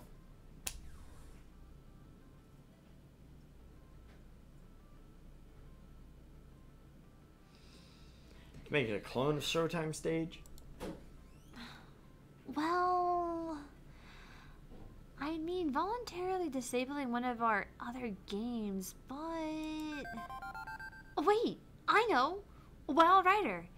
That piece of poop is always crashing on us, and it's not like it's very popular. Let's take the drive from that and make it a Showtime Stage drive. I can have that up and running in an hour. Sounds perfect. I'll send you the files. Go get a bite to eat, and I'll be back in time to show everyone what a great dance community we've got here at Arcade Spirits. Also, the door's not on this side. Right? So it'll take a bit of time, but we'll get our stage back in working order. Good. Maybe we'll get through opening day without any major problems aside from this. Before I go, I spot a gamer who's been watching, super curious about what's going on. Could swear I've seen this guy before. Maybe in a crowd or something? Or at Deco's Palace? Hey, Showtime Stage really hosed? For now, yes, but we'll have it fixed up as soon as we can. Oh man, I wanted to get my groove on. That's a bummer. You know, I might know a guy who knows a guy who can get you a replacement super cheap. or like any game you want. Anything, as long as you know, don't ask too many questions. Motherfucker, sabotage Showtime stage.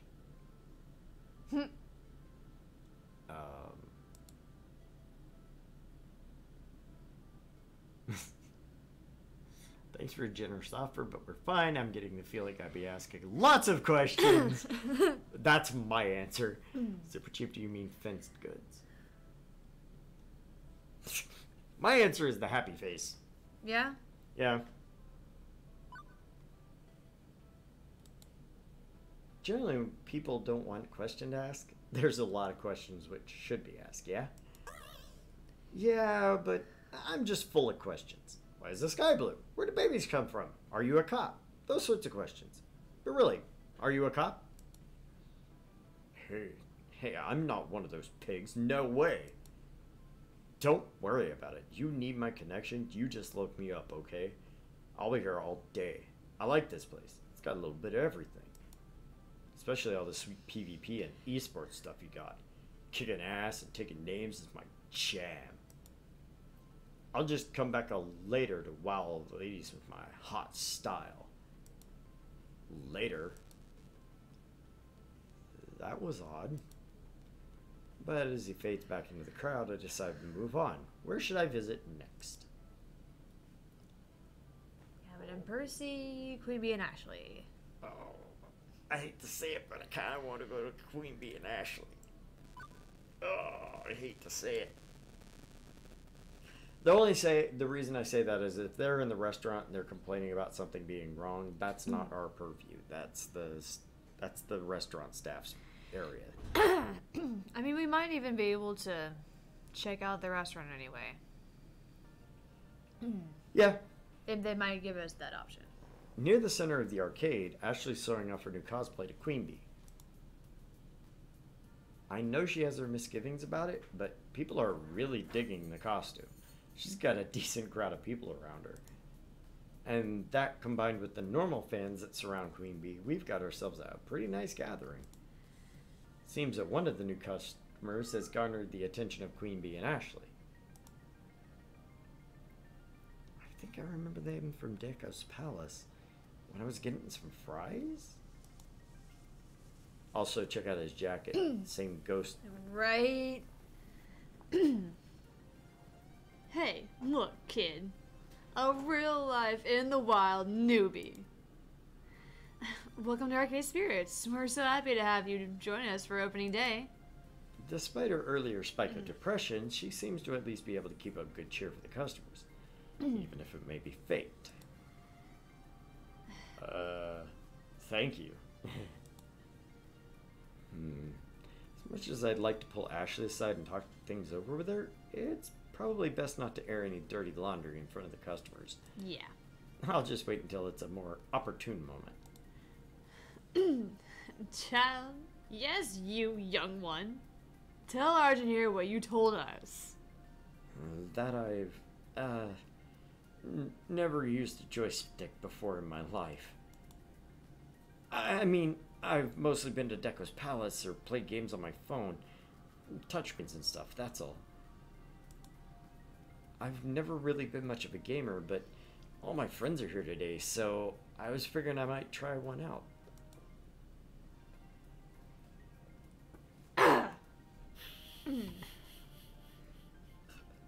Back up. Oh yeah. That's like fourth tonight. We just got around to doing them all at once. Back up, back up, back up. There we go. We caught up. We caught up. Never. Not even once played on a joystick. Can you believe it? Yes. We've all been there. No point in faulting them for it now. Aw, but that's just too cute. To be young and innocent again.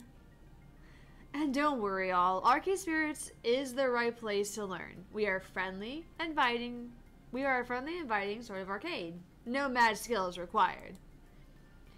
Here, it's all about having fun. Oh yes, and you know what's super fun? Learning how to play Fist of Discomfort.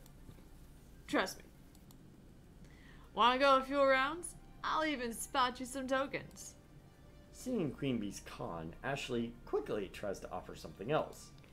Or you could join me a round or two for TMNT. Nothing like a friendly cooperative brawler game to ease you into things. Best way to learn is to jump head first into the deep end, I say. No regrets, just mashing buttons and moving that joystick. Jesus Christ. Baka!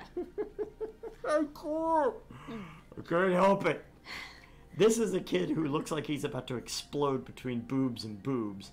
In between boobs and boobs and oh my god, that hot ass and that sweet ass and damn! Exactly, and I know. She's talking about playing with joysticks, and it's just like... No, you need to ease into the joysticks. Nah, you need to go bust the ball here. I'm talking about balls deep. Sorry. And when you're starting with the hottest title, you've got a built-in community to learn from, right at your fingertips. Yeah, because competitive gamers teach you how to do things. But turtles. Turtles who are ninjas. Looks like I might need to jump in and persuade this kid to choose a game. They look like a deer trapped in the headlights. Stuck in the crossfire.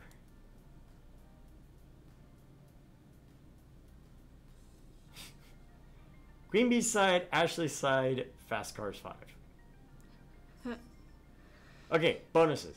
Ashley may go up, Ashley may go down. I know. Because she'll go up because you agree with her, or she'll go down because you think she's, you're patronizing her. I don't need help, but no.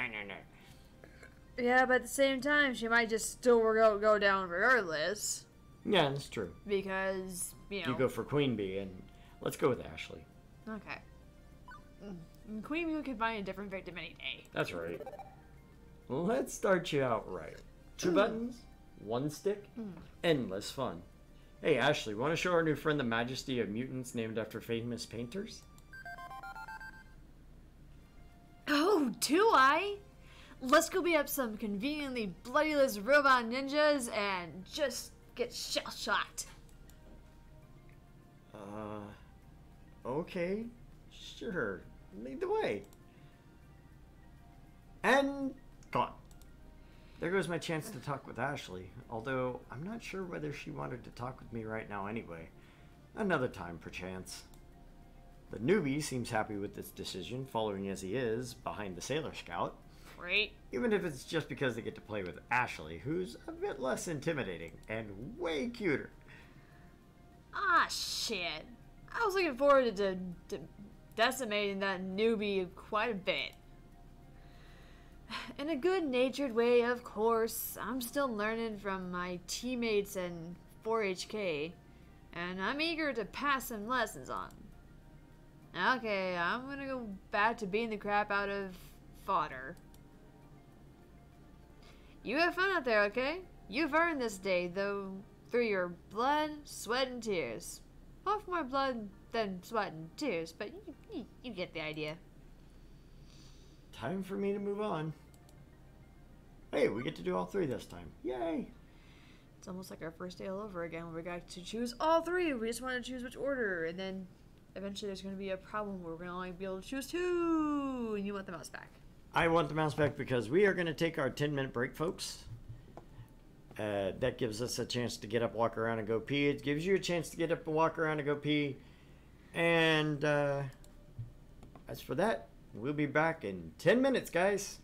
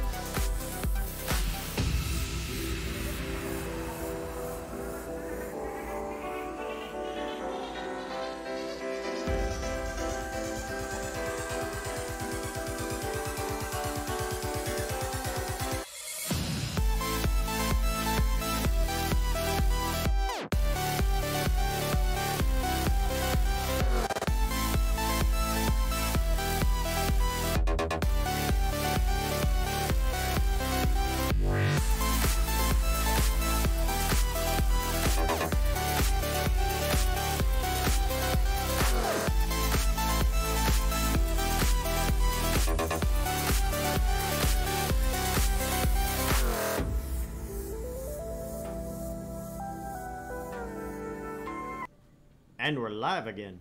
Oh, pie. Oh, pie. Oh, pie. So, welcome back. I am Argent. I'm Mort. And we are back playing Arcade Spirits. We've been playing for the last 2 hours. So if you have not caught up, please remember to go catch up. So like, subscribe, share us with your friends. All of that good nonsense. We have a brand new logo down there. Yeah, the ham thing. That way. Yeah, that way. It's right over there. I know, it's just really hard to, like, get used to it. I know, it's like... Anyway, we're back with Arcade Spirits. We've been playing this the last 4 or 5 times. And we have just gotten into the... We grand opened our new place. Yay! So we're dealing with random issues. Grand opened a new place. Our girlfriend is kind of in hysterics. And shit's kind of going sideways, but not fully sideways. Yeah, we're still good. For now. Nothing's caught on fire, says as it goes to the kitchen. Right? Also, can I just point out, because we don't get to see it because it's behind the game screen, but how well our color scheme goes with the color scheme of the game right now. Right? It is fantastic. I love it. Yeah. Seeing as we decided to open the new arcade and restaurant in time for the lunch rush, it's difficult to spot Gavin and Percy in the crowd. But I managed to find them having sandwiches and chatting. Oh god, I gotta talk to myself. Oh, you gotta talk to yourself. She's like, Fuck you. I've been talking to myself for quite a while now, thank you. tanked. Completely tanked. I'm glad for your little tip. I was ready to invest a good chunk of my pocketbook in that company. All my hard work would have tanked right alongside it. This is par for the course.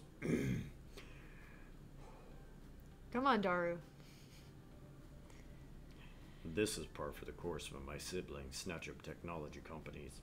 It's a pump and dump in essence. They stir up excitement in the acquisition, then drop it once it goes cold. I've never seen one of their endeavors bear fruit for very long, thanks to their short attention spans. I'm glad I could save you the heartache. No offense. I think I can handle a few accidental heart-related puns without going into cardiac arrest, my good fellow. But it's good to avoid a pothole in the road of finance, yes? All the better for the charities who will eventually profit from my own loss. I approach them in what seems to be a natural lull in the conversation, although talk of finances is in itself quite a downer. So, stock market talk? Indeed. I do like to do my trades in the morning, before I come to the arcade, and get all that bother over with so I can focus on Moopy. I'm afraid we're being astoundingly boring at the moment, Argent. Just two overly serious gentlemen talking about finance. That's fine. I'm adulting at 110% efficiency today, having started a new business myself. I should probably learn about, like, how money works. Oh, what would you like to know about? How do I plan for the future? Jesus Christ. I know it's the funny answer, but God, my brain balks at it. Taxes, that's why we have an accountant. That's what he's for. Yeah, that's kind of what Gavin does. Yeah. Yeah, I think that's kind of the level-headed thing, too. How do I plan for the arcade's future? That's why we have Gavin. I mean, yeah, I have to know something about it, but still, Gavin. What do you think? I don't know. Like, I do kind of like the idea of investments. Like, how do I plan for the arcade's future? Because Gavin can only do so much by himself. Right. That's true. So if we can at least steer things to where, we can try and get all the worlds aligned again. Mm-hmm. Minor thought. If Gavin or if Percy dies in this, I'm going to actively go hunt down the people that wrote it and beat them to death. I will tell them that on Twitter. You have my word on it that I will not do anything that stupid because I don't want to go to jail, but still I will throw things at you virtually. Starting with a virtual fit. That For sure. Yeah. I'd like to invest in our future. Think long term, you know? Surviving for many years to come rather than jumping at the easiest profit I can. Any tips? A fine view to take. My own investments are preferably long term. Yes, I make moment to moment trades, but they're backed by the stability of stock bedrock. Even after I'm gone, I expect many of these to cash out gradually. And I've hired a phalanx of lawyers to carry out my wishes over the next, 30 years. Gavin, how about I show you my portfolio? Give you some ideas for how to build up a nest egg for arcade spirits. I'd be honored. I'll let you two handle the fine details. The two sink deeper and deeper into conversation about currency exchanges, fiscal policy, tax rate changes, and I start to lose consciousness. I admire the passion, but there's only so much adulting I can handle in one day, and I need to reserve some for later. Because we still have to talk to Ashley. Baka! Like the first, Talk to Ashley. like the first 4 or 5 incidents, you know, it's just a cute little baka. The more it goes on, it just becomes like a little bit of like a scream, just baka! The problem is the more drink I get in me, the faster it goes up. You can't still guys. Baka! Yeah, I caught you on it, and I baked you too. No? Mm-hmm. It's then that I noticed raised voices at a nearby table. Oh, God. Damn it. All these people are gonna fucking create chaos here. Ghost. Yep. It's not really an altercation or an incident yet, but they are talking a bit louder than the others. Miss, I've run your credit card twice, and it was declined twice. Run it again. I'm telling you, it was working fine just earlier. I got tokens using it. See? See these tokens? Sensing an opportunity to provide excellent customer service and further prove my adulting chops, I step in to help. Hey, good morning. I'm the manager here. Can I be of some assistance? Hey, good to see you. Love what you've done with this place. Just love it. But something's wrong with your credit card readers. My card's legit. I was using it earlier with no issues, but now it's all messed up and stuff. Can you help me? I can pay cash if I gotta. I'm not trying to duck and run on you. I really prefer to use the card. I'm totally for the middle one. I mean... We know she's trying to cause trouble. Yeah. Try your card one more time, it's going to be declined. She's going to throw a shit fit. Yeah. Ooh, I do kind of like the neutral option this time. I mean, kind of. The only reason I think so is because Iris is already investigating Deco. They're connected with Deco, obviously. Yeah. And this gives her the...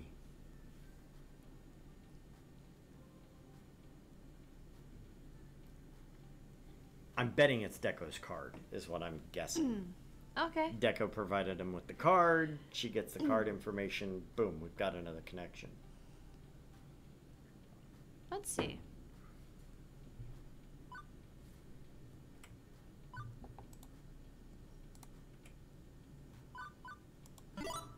Fortunately, I happen to have an expert in all things digital in my employ. She can clear up your credit card problem nice and quick. Oh, Iris. Sure thing. Miss, can you please swipe your card across my screen? This takes the customer by surprise. She hesitates briefly before doing as I ask. And again, that's another thing. We don't let her get away with it so she can't tell other people, hey, they give away free food. Mm-hmm. We don't directly confront her. And we take her kind of by surprise. She wasn't expecting that. Right? You've got an iris, huh? That's neat. Now processing. Please enjoy the recorded music. Doot doot doot doot doot doot doot doot doot. Huh, that's odd. It said your card was declined. Cancelled even. I'm sure that's just a misunderstanding, but whatever. I've got cash. Plenty of cash. That's no problem at all. I'll take care of this myself. Thanks for trying. She quickly goes about her business, using a fistful of ones and various bits of change to pay her way through. Seemed a little eager to get out of here, actually. Oh, that's odd. Really odd. I might need to keep an eye on that one. With that matter settled, it's back to wandering the arcade. Where to next? Before I continue my wanderings, Gavin pops up directly in my path. Stop or whatever you're doing and look towards the doors without making it look like you're looking for anyone in specific. What? Okay, what am I pretending not to be looking for? Miss Shawn DeFame. I have no idea who that is. Top arcade critic in the city. Her reviews can make or break an arcade easily. I didn't think she'd be coming today, as normally some little independent arcade is beneath her interest, but apparently she's made an exception. If we don't end up smeared across every website she writes for, I suggest you go play nice and show her all the positives of arcade spirits. Okay, on it. Best foot forward. She's the redhead near the entrance with the handbag. Best of luck. I thought it said hedgehog. I easily spot her thanks to Gavin's cues. Considering this morning lacked the usual chaos I experienced on my first day at the Funplex, I'd say we're off to a good start, and I'm sure this reviewer will appreciate that. Wearing my most professional smile, I stroll over to the entrance. You! I remember you. Oh, no. Wow. Oh, no. My dear, wonderful Josh had a miserable time in your arcade at that birthday party. You just stood back and let that horrible woman say terrible things about me. Well, this arcade was fun while it lasted. Might as well burn it all down to ashes and build a new arcade on those ashes 100 years from now after this blows over. Before I can try to defend myself, she holds up a hand and stops me. Now, while I seriously question the wisdom of allowing you to run an arcade and would love nothing more than to give you 0 stars and walk away immediately, I am unfortunately committed by ethical standards to stay and properly review your establishment in a relatively unbiased fashion. So as unpleasant as this may be for both of us, I suggest remain professional, even if you've dug yourself a rather deep hole to climb out of, in my view. Understood? Even if I want to go on a tirade or chew her out, I've got to think of the arcade. This isn't some rando angry parent. Not this time. It feels like chewing ground glass, but I need to swallow my pride on this. Understood. Excellent. What I need from you is to stay out of my way. No special treatment or consideration. I need to observe your arcade as a disinterested outside party, so that I can judge your facility and atmosphere. But rest assured, if I see some egregious mistake, I will bring it to your attention, pointedly. My readers likewise will become very aware of your shortcomings. I do my best to support consumer activism, and that requires absolute honesty of any difficulties I observe. So, until such time as I require you, I suggest we speak no further. Agreed? Sure. Fine. As you were, then. Wonderful. Just wonderful. Not only does she hate us right off the bat, but I can't even leap to the defense of what we built around here without antagonizing her further. I mean to talk to Gavin with how to save arcade spirits from an inevitable negative review. Nothing else I can do now but pray to the arcade gods that everything from here on out goes perfectly. Once again, I wandered the floor, but this time, while it's all smiles and pleasantries on the outside, I'm left all alone, battling my thoughts. Now more than ever, I need to present the perfect arcade. If we're a bug under a magnifying glass thanks to this new wrinkle, well, I aim to be an absolutely majestic bug. A bug of bugs. A bug which knows no equal. Hyoing Kyoma! We'll send this mid to fame packing with nothing but positive things to say.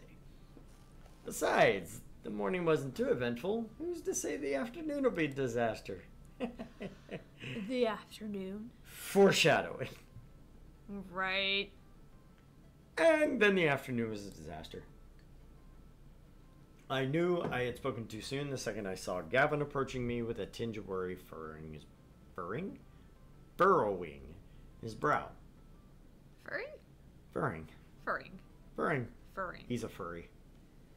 I mean, he does have caterpillars on his brow Face. line. At least he's got two eyebrows, unlike me. I only have one. It shouldn't be possible for us to be out of nachos in the vending machines this fast, and yet we are. I have receipts for ordering exactly enough to fill them up, and yet there were only a few bags in there. A missed delivery, perhaps? Perhaps? Perhaps? And that was the least of our problems. Argent, we have an electrical problem. 3 of the retro games have shorted out. I don't understand. I tested the power supplies. Outright rebuilt a few of them. Unless someone's seriously scuffling their sneakers and shocking the coin boxes, we're taking a failure somewhere in our electrical wiring. Calamity after catastrophe. They just keep piling up. All of the toys stopped working. All of them. We need to call a plumber fast, and not the one that jumps on turtles. There goes any hope for a perfect opening. What are we gonna do? This doesn't make any sense. I'm freaking out. I'll admit that. I'm freaking out. Maybe we should close down for the day, iron out the wrinkles, strike in tomorrow? We are hastily losing our grip on things. And if I don't say anything, we may as well call it quits. I must refocus our energy. Command the troops! Relieve the tension. Ask for help. Yeah. Command the troops. Yeah. No. No way. We are not giving in just because of a few bugs in the system. We are Funplex expatriates, the proud crew of Arcade Spirits. Did we give up when Deco came knocking? Hell no. We ain't giving up now. I want to hear some solutions. Talk to me, Ashley. The group exchanges nervous glances, then thankfully stops to breathe and think. I will become the plumber we need. I mean, not exactly, but I'll grab a plunger and do what I can. We'll have to close down the bathrooms for now, but I'm sure we can convince our neighbors to loan us theirs, maybe? I'll check out next door with them, and I'll go do battle with our demonically possessed toilets. And while I'd say this vending machine issue is human error, I have enough faith in my own error checking to say this human is not responsible. I'll make some calls with our distributors and see where the chain broke down. Also see about ordering some quick replacement stocks. Mine's a bit more complex. I need to replace the fried power supplies, but I can do that. I can do most of those today.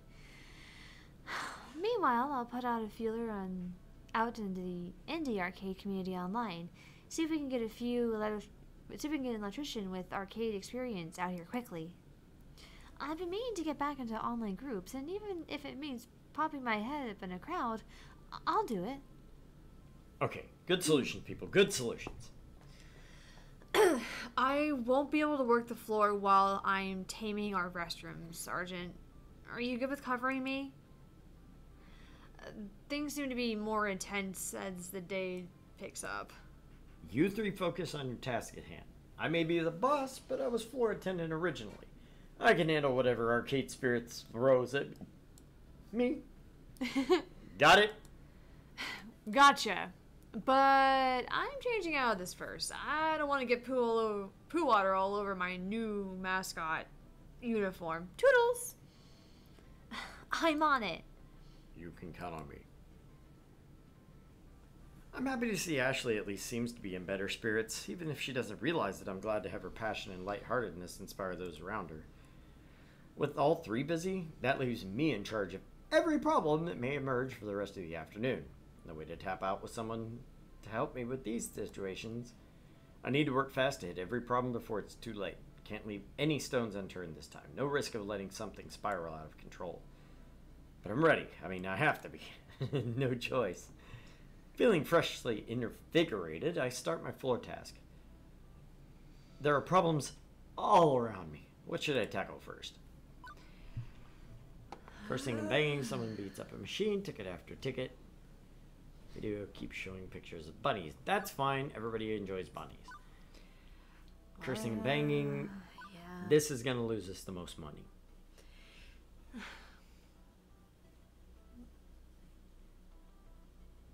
That one. That one? What do you think?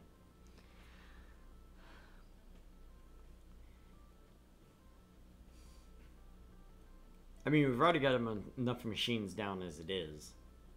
We don't want somebody being stupid and putting another one out of commission.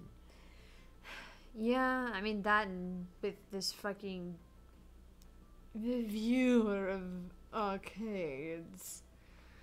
We can't have him swearing up a storm. Yeah, can't do that. As I hear the clang and bang of someone assaulting a cabinet, I see Percy holding up a finger to grab my attention. I motion for him to join me, and he does.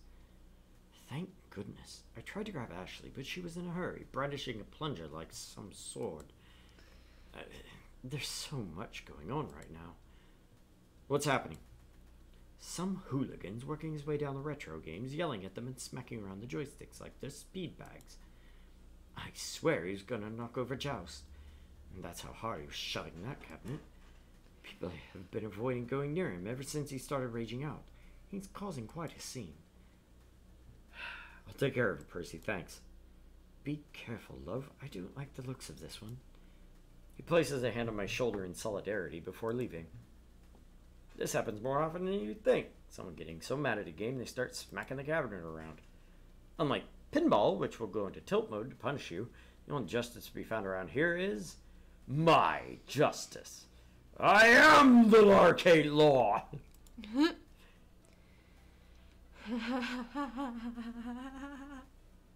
You stupid fucking piece of fuck shit game. I totally jumped over that fucking barrel. Fucking stupid monkey bitch and his fucking barrels. Even if, well, I'm a less eager to bring the law down on this guy. I am in awe of the size of this lad. He probably eats 6 whole hams for breakfast and bench presses pickup trucks are fun. But I know my duty and I know what I must do.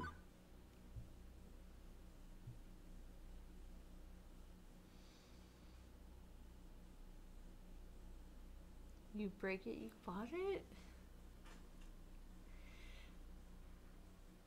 You out now.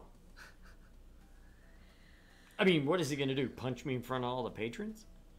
Seriously, there's nothing he can do that won't get him in trouble and make him look like the asshat. True. I mean, what is he gonna do? Oh, well, what do you want? Everybody's gonna back up the asshole who's walking around screaming and punching the machines? I mean, yeah, his friends are there and they're gonna back him, but Yeah. I don't know if you get enough people on his side that way. Yeah. You break it, you bought it, kind of funny, but I don't know. I don't think it comes down as hard as it should. No, I know. And I'm thinking about it practically. It seems like no matter what, she's just gonna find a way to write a really bad review. Yeah. I mean, I'm not even considering her. I'm considering everybody else. But this is a place we need to Yeah. keep shit in order. Right, you're done. Get out of my arcade. We're finished here. Excuse me, did I hear that right? Oh, good. Just what I needed right now. From the corner of my eye, I spot Mr. Fame watching. Better stand firm. You heard me. I'm the manager here, and I reserve right to refuse service to anyone. So bounce your ass out the door before I have it bounced out by the cops. You little... But oddly, his attention is diverted to something or someone behind me. It's only for a couple of seconds, but his whole demeanor changes after that. Fine. He storms off, deciding he'd rather have the last word than argue it further. I turn to see who or what exactly changed its mind with a sharp glance, but the crowd's too thick. Whoever or whatever it is was now gone. And Miss Defame returns to the crowd without a comment, hopefully quietly approving of my law-bringing. That was odd, but I guess a win's a win. Now then, what problem to address next? Tickets? Tickets! A small crowd that has gathered near one of the retro arcade games we'd fitted with a ticket dispenser, which is now spewing an endless supply of tickets onto the floor. The high score display keeps flashing, but rather than a number, it just flashes error. Okay, everyone, obviously this is not supposed to be happening. It's a bug. Nobody, and I mean nobody, takes these tickets on my watch. You got it?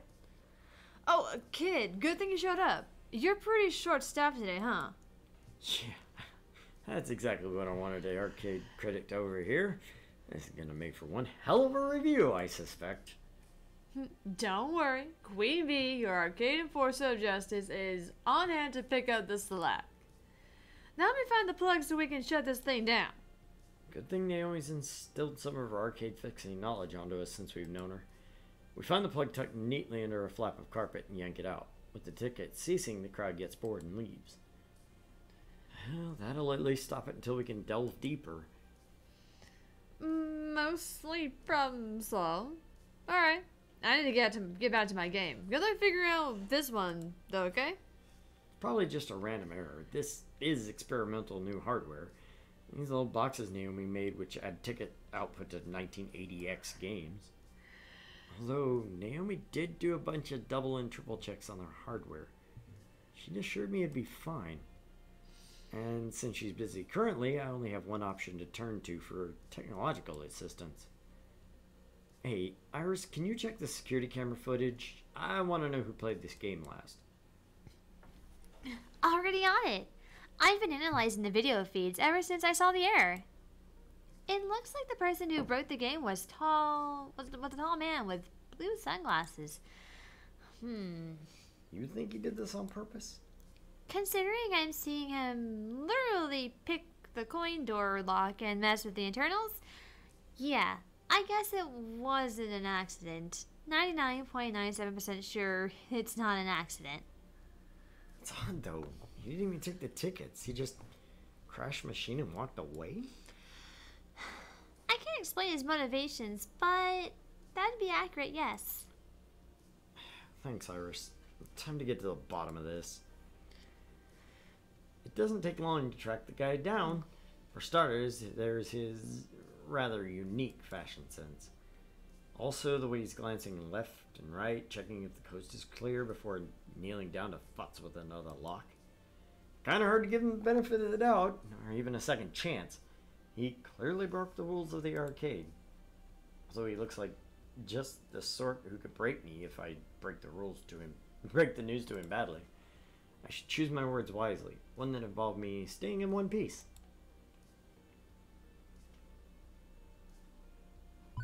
No, yeah, totally. Keep that up, I'll call the police. I mean, I'm afraid I have to ask you to leave. This one, absolutely not acceptable.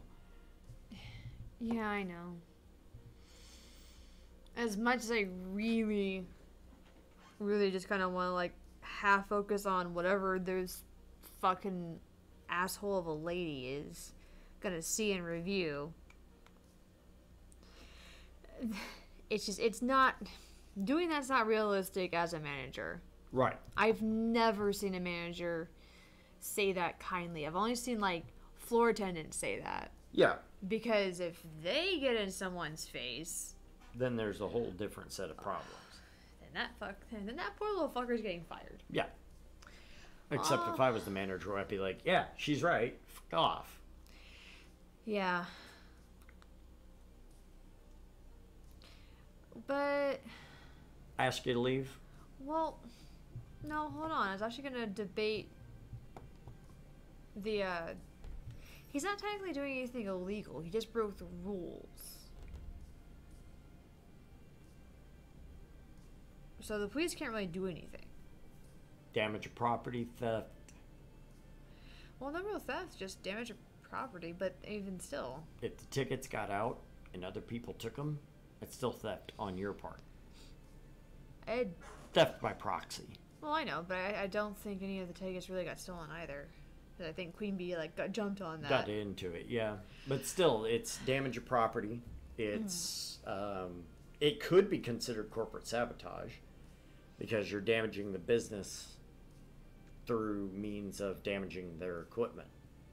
Yeah. That would be like going into Target and busting up their register. They can't check out anybody. You're actively damaging their business. Yeah. So, Yeah. but you know, it's either that or, sir, I'm afraid I need to ask you to leave. The only reason I have a problem with that one is the wording. Yeah. No, we should probably just stand our ground. We've already taken that stance. We might as well keep going. Right, hardline it. Let's be honest with each other, shall we? I'm the manager here, and I know damn well what you've been up to. Immediately, he straightens up, pocketing the item he's committing arcade crimes with, all nonchalant-like. What? I wasn't doing nothing. Yes. Yes, you were. I know, in fact, exactly what you were doing. And if you continue doing it, I'm calling the cops. This is a second chance. A rare one, and I suggest you take it. There will not be a third. Understood? At first he growls a little, ready to protest his innocence, before holding himself back. Lucky I'm under orders, nerdo. Fine, whatever you want. And he walks off into the crowd without another word. I'm left in a state of utter confusion at our exchange, but I take it hesitantly. Hey, Iris? Yeah, I'll keep an eye on him through the security video feeds. Don't worry. I'll let you know if he resorts to his nefarious ways. I'll handle him without causing an incident. Although I'm vague on what he meant by orders, exactly. With that in the bag, I quickly look around to see if there are any other nearby problems I can address. Okay, we'll finally address the bunnies. The retro television-based video wall was an idea I came up with during renovations. Naomi runs the whole thing off a cheap mini-computer, too. Practical and inexpensive, and it gives just the perfect amount of flair. And I've been pretty proud of it up to this moment. For some reason, it's showing a nature documentary about cute fluffy bunnies instead of retro music videos and arcade high scores. Not that bunnies are a bad thing necessarily, there are so many worse things it could be playing, but still not playing what I want it to play. Something is amiss. As I'm hunting around for the remote control to keep out the prize desk, Teo approaches. Bunnies, huh? Yeah, bunnies. Interesting choice, Argent. Not my choice, Teo. I'll have it fixed in a moment. Okay, cool. I was wondering if we'd suddenly experienced a paradigm shift in arcade theming or something. The bunnies are really cute, though. Grabbing the remote, I flick it back to channel 3, which should take the video feed from Naomi's system. And it flips back to the bunnies on channel 5 a few seconds later. Persistent, aren't they? Almost like rabbits themselves. So I click back to channel 3, and nope. Once again it reverts back to 5. Yay, hacked. Okay, clearly we're dealing with a master hacker, one who can modify Naomi's system despite having no physical access to it. An individual capable of truly hacking the planet.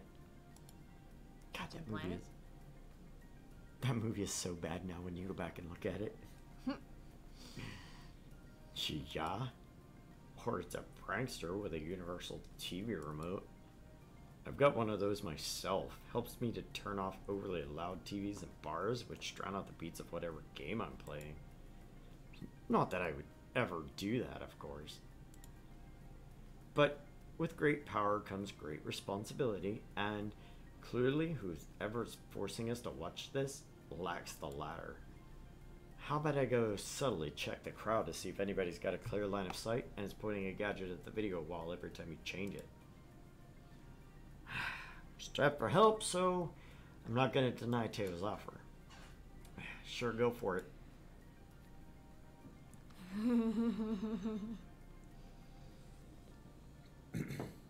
The The war for remote control continues for another minute, back and forth, from music videos to documentaries about rabbits.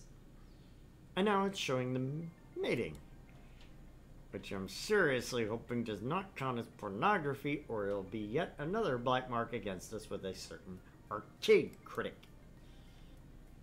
It's only been a few minutes, but it feels like an eternity of copulating Legomorphs before Teo returns. Found him.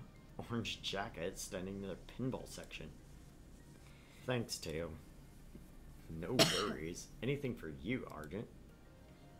I roll up the sleeves on my hoodie, ready to put an end to this. Wait, isn't that the arcade newbie from earlier? Didn't seem like a troublemaker at the time. What's going on? Nope, definitely this kid. I can see the tiny plastic gadget in their hand briefly before they pocket it. Perhaps noticing my approach, the teenager rolls stealth and gets a natural 1, resulting in an awkward and obvious attempt at looking like an unimportant part of the crowd. Hey. Didn't do anything. I mean, hi, good to see you again. What's up? How are things? Given this living bundle of nervousness, I'm not sure how I feel coming down like a ton of bricks on the poor kid, but rules are rules, right?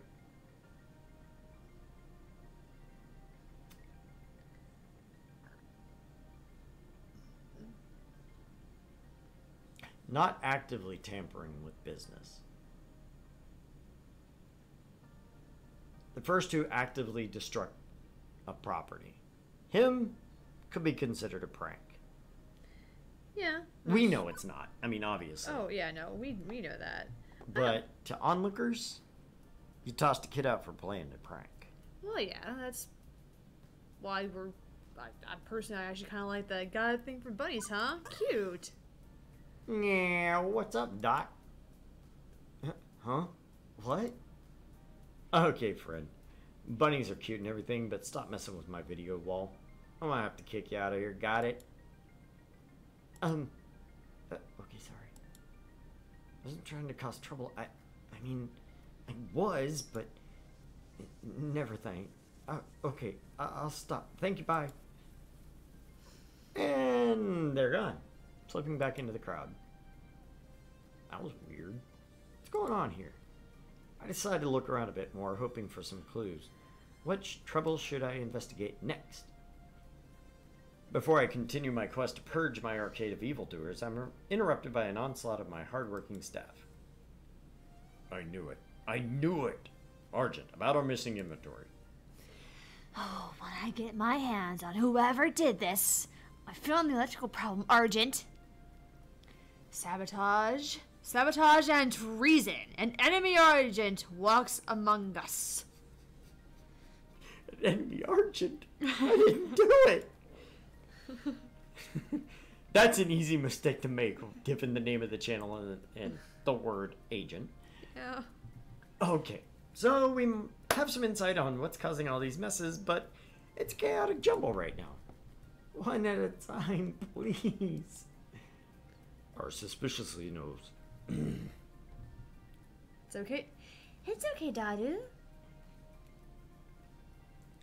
Our suspiciously low snack inventory was indeed not human error.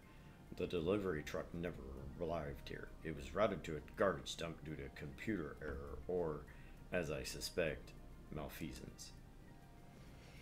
And malfeasance explains our electrical problems, too. Remember my joke about someone scuffing their feet and shocking coin boxes? Nope. That's actually what happened. An external shock. Not a grid failure. Someone's got a battery or some other shock prod and was using it to crash games. It must be the same someone who flushed a bunch of wadded up paper towels and firecrackers down the toilets. It's a war zone in there. I was able to dredge up one super gross chunk of it, but we'll need to see a professional plumber to get the rest. This is all sounding way too suspicious to be random act of hooliganism, and it also ties into what I've been handling on the floor. Huh. Had to deal with pranksters all afternoon, too. Even had to kick a few of them out the door. I've been so busy playing firefighter, running from blaze to blaze with a leaky bucket, that I haven't been able to put the pieces together. But now it's clear and I know what I must do.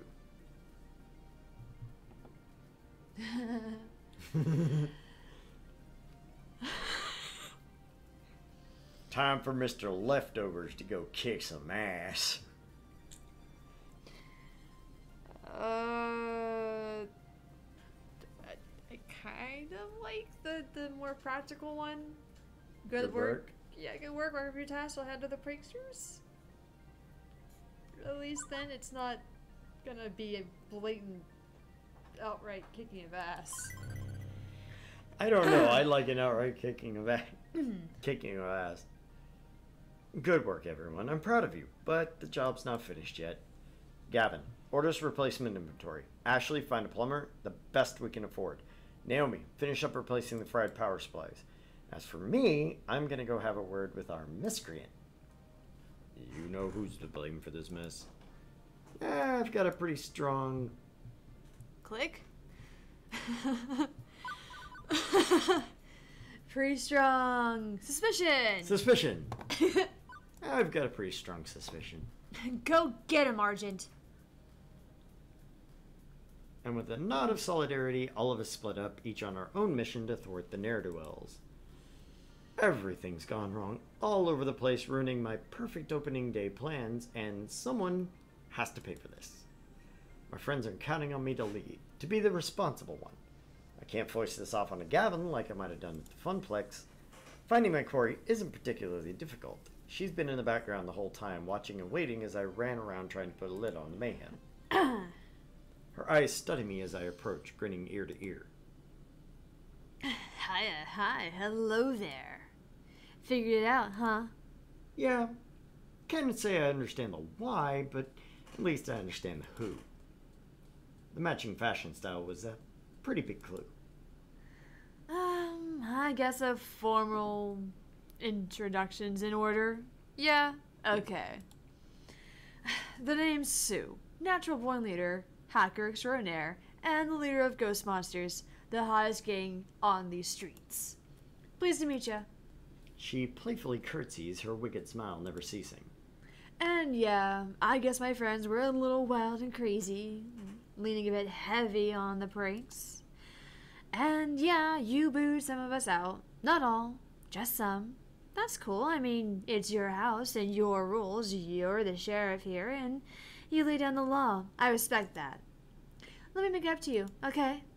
Sue steps back and taps a button on her smartwatch. It's the douchebag patrol. Right. And from the crowd of gamers, her whole gang assembles. Even the ones I told to get lost. Gang, this is... what's your name again?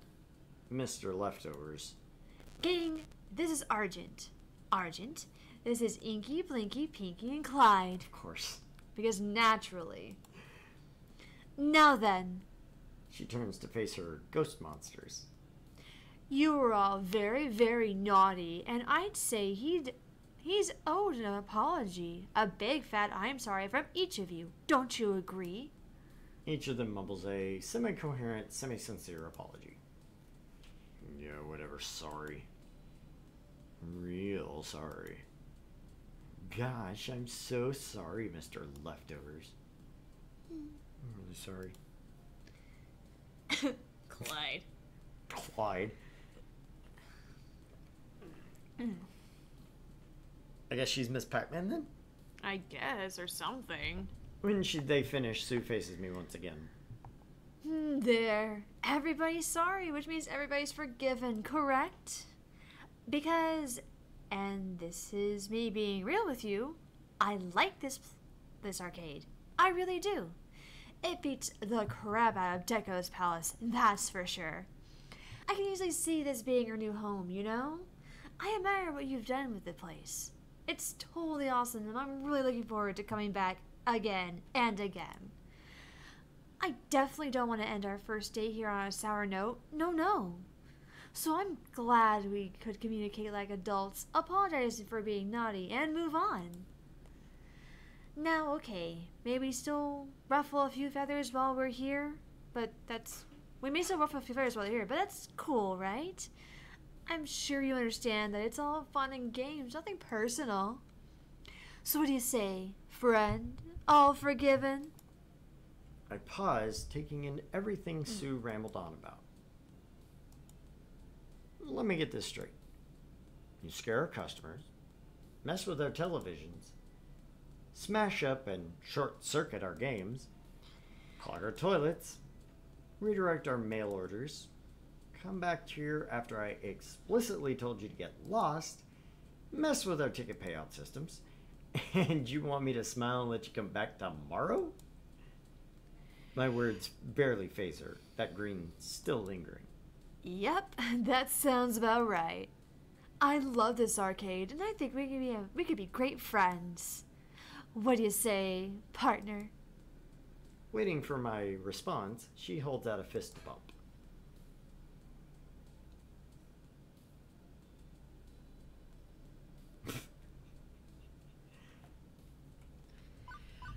We're not agreeing, because we're not stupid. But we're not turning her down straight, I think. Well, I mean, none of these are even close to agreeing. Like, that one is actually sarcasm. Sure, why not? I absolve you of all arcade sins. No, get out.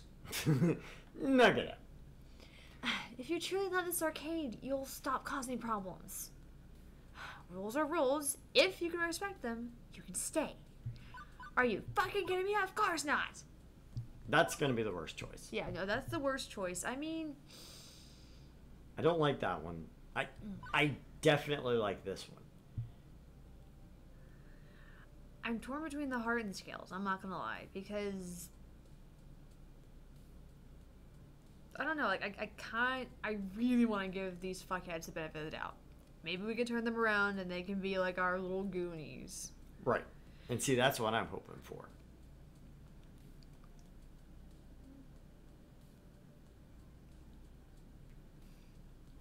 Well, I mean, we could always just hit one of them and then see how it plays out. The only difference between the two, because both of them are kind of capitulating, the only difference between the two is, what do we think is going to impress the critic? Because you know her ass is hanging around. The stern throw them out, or the try to get people on our side and join the fun? Or does she see that one as capitulating and allowing a bad element into the crowd?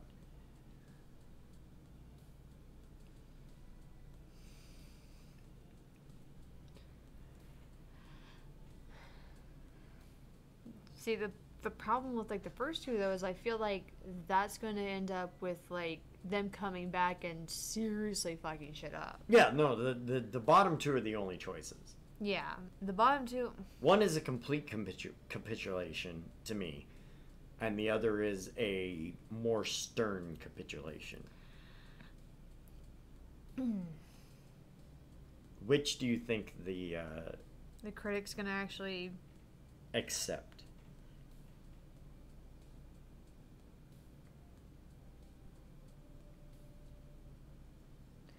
I like the bottom one. I'm with you. I think I like the scales more. A little bit. If anything, it's still kind of like stern. It's stern enough, but still kind of like trying to bridge both worlds. And if she senses weakness, even a little bit. Yeah, no, that's why I'm like a little bit hesitant towards that other one. Like, oh, if you truly love it, you have to stop causing problems, because no, she's a leader. She's step up and bang heads. You can't claim you didn't know the rules. Obviously you knew them and you broke them anyway. That's a simple, clear-cut fact. I don't know why you caused so many problems if you claim to honestly love our arcade, but regardless, that has to stop. If you can follow the letter and the spirit of the law, I'll let you come back. Banning you is effectively the same thing as allowing you in, provided you play nice. Either way, no more trouble happens. That's all I want. No more trouble. So, can you promise me you'll obey the rules of this road? I wish I could, but promises are a pretty strong thing to ask for, you know? Something's wrong here. I can tell when someone's being sincere with me. She's clearly genuine about wanting to come back, but seems conflicted? How hard is it to not hack machines and run wild? Why would that be a problem? My offer's on the table. No negotiation. Obey the rules, we're fine. I can forgive today's mess as a sign of good faith. Break the rules again, I'm getting the police involved. Understood? Sue raises an eyebrow at that. Whoa, put the brakes on. Bad idea, friend. Really bad idea. You don't even want to think about getting the cops involved in this. No, no. Because this is me being honest with you, because we're on such good terms, it won't do you any good. We'll be out and back on the streets within a day. We've got friends in high places. We don't sell drugs or weapons or anything like that. We sell information. And information is a currency. And information as a currency is far more valuable than other gangs, what other gangs trade in.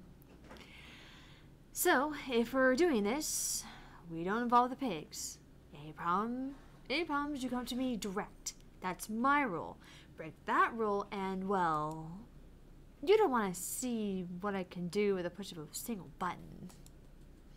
So, now you're threatening me. I'm just telling you how it is. What you do now is entirely up to you.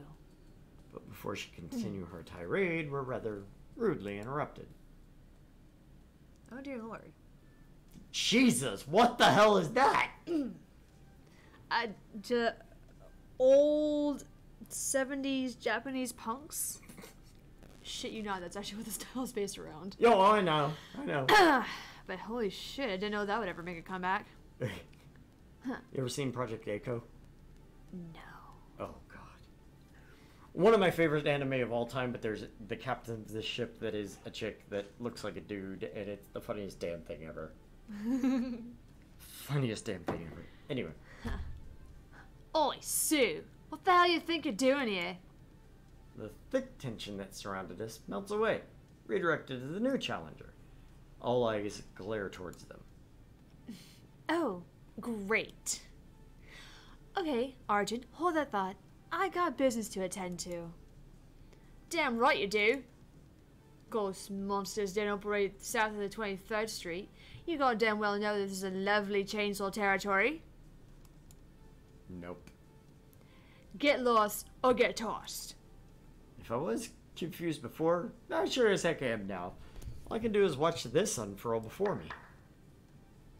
With a clap, Sue summons her buddies to her side. I'm sorry. South of what? I don't recall any signing of any non-compete agreement with you darlings. Oh, ghost monsters? This locker room gossip queen is disrespecting your fearless leader. What do we say to that? Nobody disses Sue on my watch. Nobody. Yeah, and I ain't scared to hit a chick.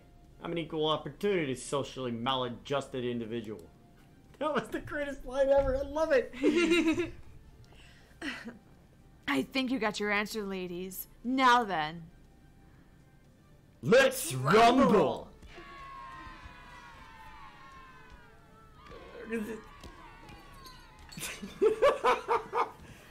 Well, to their credit, they didn't throw the first punch. But we're talking Han didn't shoot first levels of moral high ground there. Immediately, the ghost monsters and the lovely chainsaw are at each other's throats, grappling, punching, shoving each other. A baseball bat gets swung and clangs off the side of a racing game.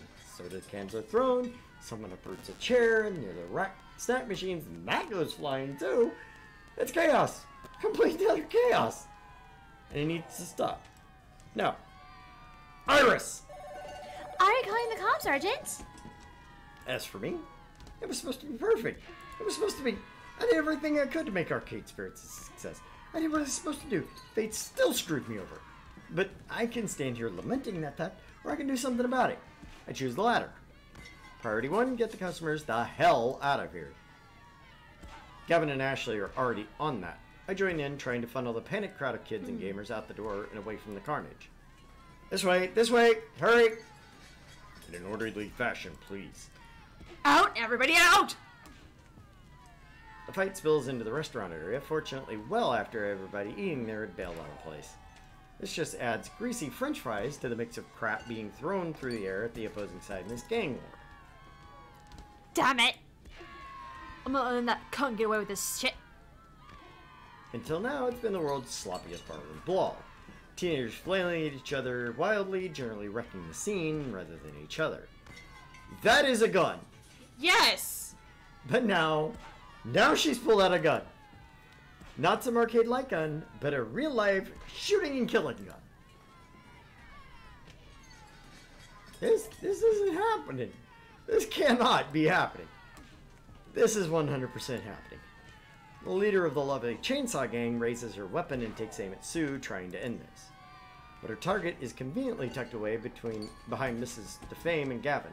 If I don't do something, someone's gonna get seriously hurt. My mind races. If everything is indeed in ruins, I have one chance to make this right. One chance to do something good in the midst of all this chaos. Time slows for me, like I'm trapped in a dream state. Pure instinct takes over and I start running towards them.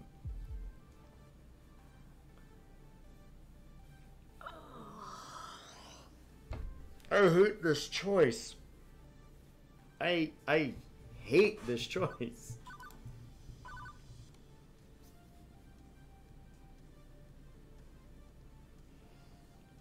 I'm Mort. What we're going to do is take our 5-minute break, guys.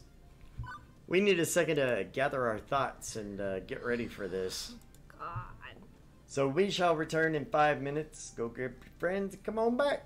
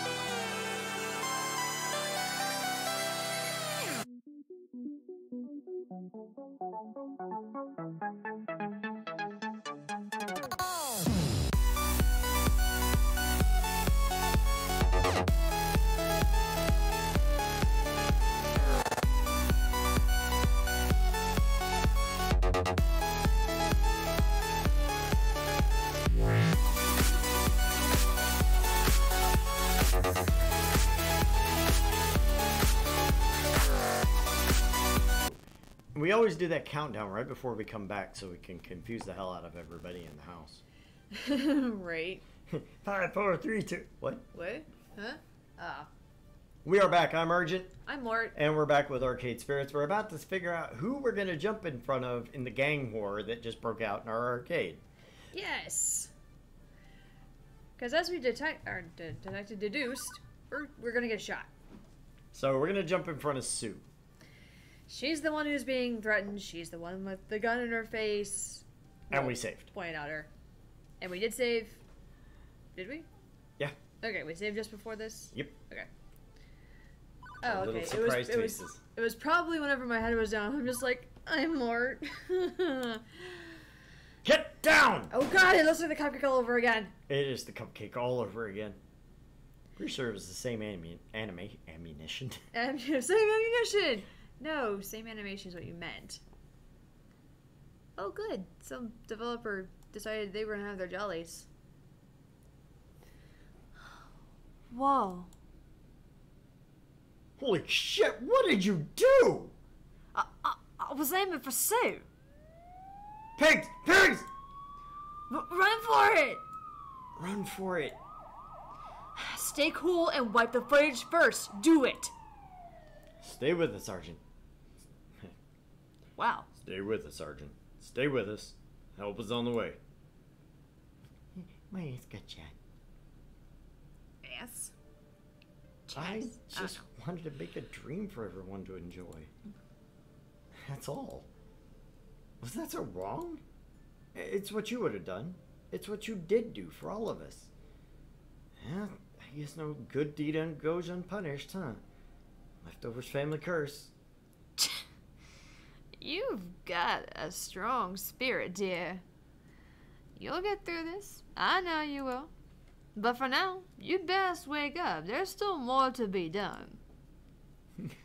Well, shit. Francine just came and told us to get our lazy asses out of bed. Good job. Slowly. Go us. Very slowly, I open my eyes. A soft beeping of medical monitoring greets me, as well as an angel in white. Well, an angel in a white lab coat. While they're no heavenly being, they do appear to be my doctor, armed with nothing more than a clipboard. I'm still a little hazy as they briefly explain the situation. Thanks to my wild theatrics, I startled the shooter enough that her bullet missed its intended target, and instead it went into my leg. It hurts like fuck, but apparently resulted in a surprisingly clean shot that I'll recover from in a few weeks easily. 2 days in the hospital, a week or two on crutches, some limping, then I'll be back to 100%. And more importantly, nobody died. I can live with this momentary pain if someone else gets to live, period. So, could have been better? Could have been worse. The doctor, having given me the report, leaves to treat their other patients. But before they do, they inform me I have a visitor. At least there's a plus side. I just wonder who it is. Duh. Ashley peeks around the curtain, enclosing me and into my makeshift hospital room. Her face speaks volume of how rough a wait this has been. Her cheeks are stained with tears and there are dark circles under her eyes. Has she been there the whole time? I smile weakly to her and she instinctively rushes over to my side, clutching the bedding, tucking me in. Fresh tears plop from her eyes onto the sterile bed. I thought I was never going to see you again. I thought I was never going to be able to hug you or touch you again. I thought I lost you forever. I gently lift my hand up to her face and wipe the tears away.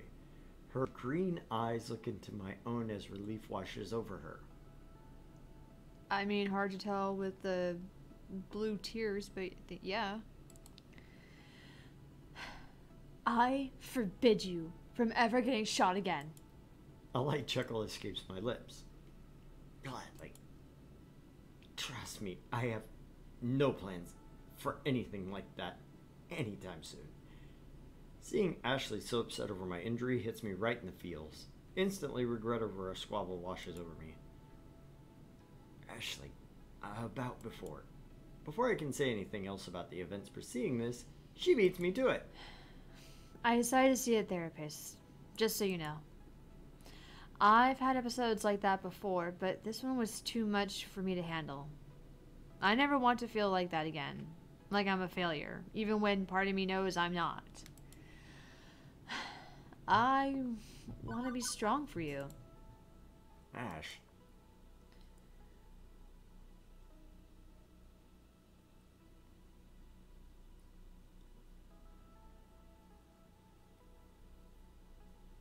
I like the first one,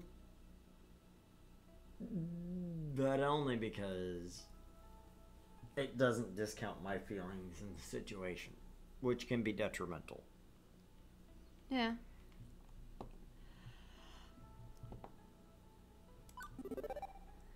You are strong, Ashley.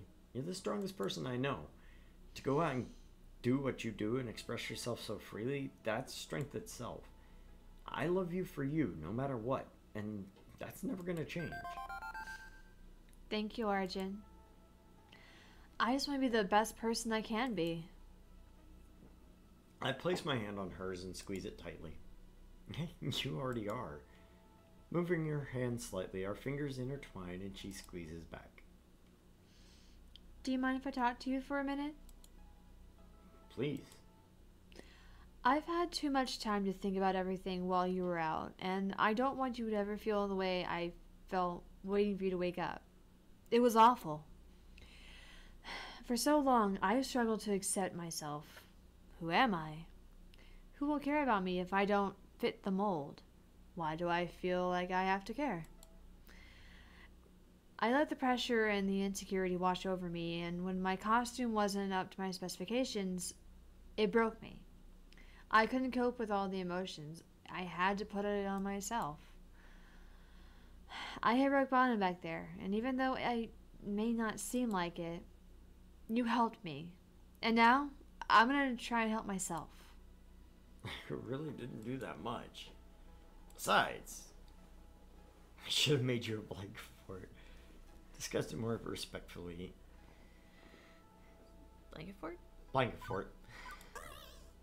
When I'm feeling down, I just want to be rolled up like a burrito in a ton of blankets. I should have made you a fort of blankets and comfy pillows, where we could eat ice cream and play video games. In the middle of the arcade? Obviously, we could advertise it. Come explore Fort Arcade Spirits. Oh, I'm so taking you up on that next time. But seriously, you pushed me into a headspace where I had to take a good look at myself. And if I hadn't gotten to that point, I might not have made this decision. Seems like we're even then. You can help me when I'm depressed, and I'll aid you in any way I can. Even Stevens. Let's continue loving each other fully and wholeheartedly. Never stop. Not even once. Me neither. Well, I shall let you rest. You need to heal up. You're probably right. Ashley smiles and turns to leave. She gets 3 steps out, stops, turns back around to face me, and rushes back. Leaning over, she places a kiss on my lips. You were the best.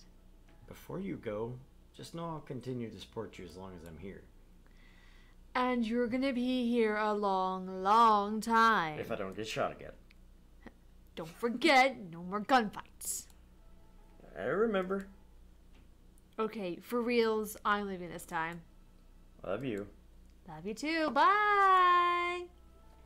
Seeing the person I care for the most was certainly a boon to my spirit.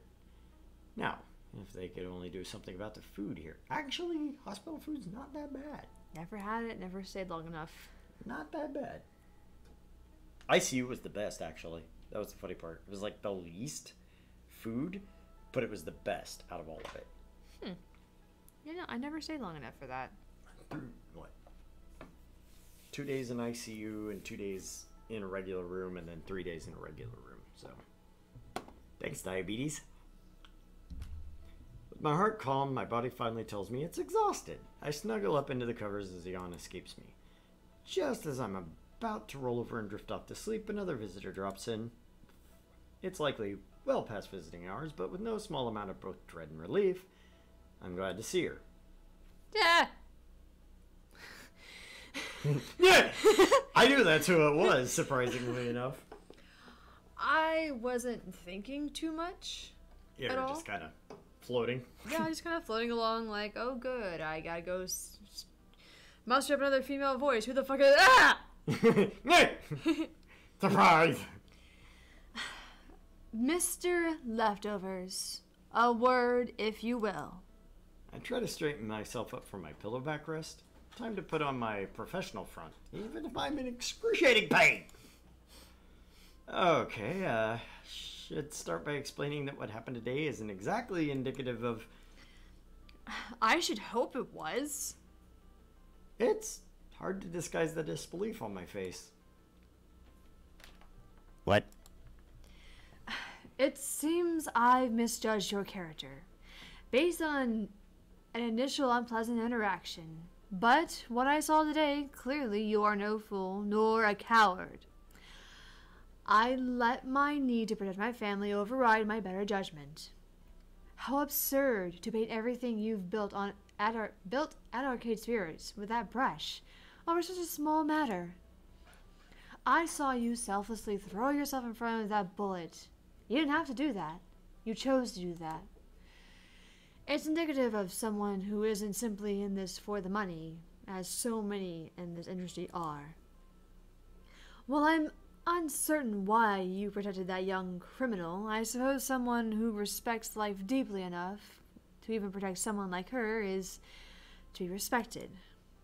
I suppose I've become a bit jaded from all those eager to cash in on the arcade scene. And the large-scale arcades I have to review tend to be very impersonal and cold. So, you were impressed with the arcade? Well, let's not go that far. I can say I was thrilled with the amount of mayhem and disaster going on even before a gang war broke out. But I will also say I've only ever seen that amount of mayhem and disaster once before. It's highly unusual, to say the least.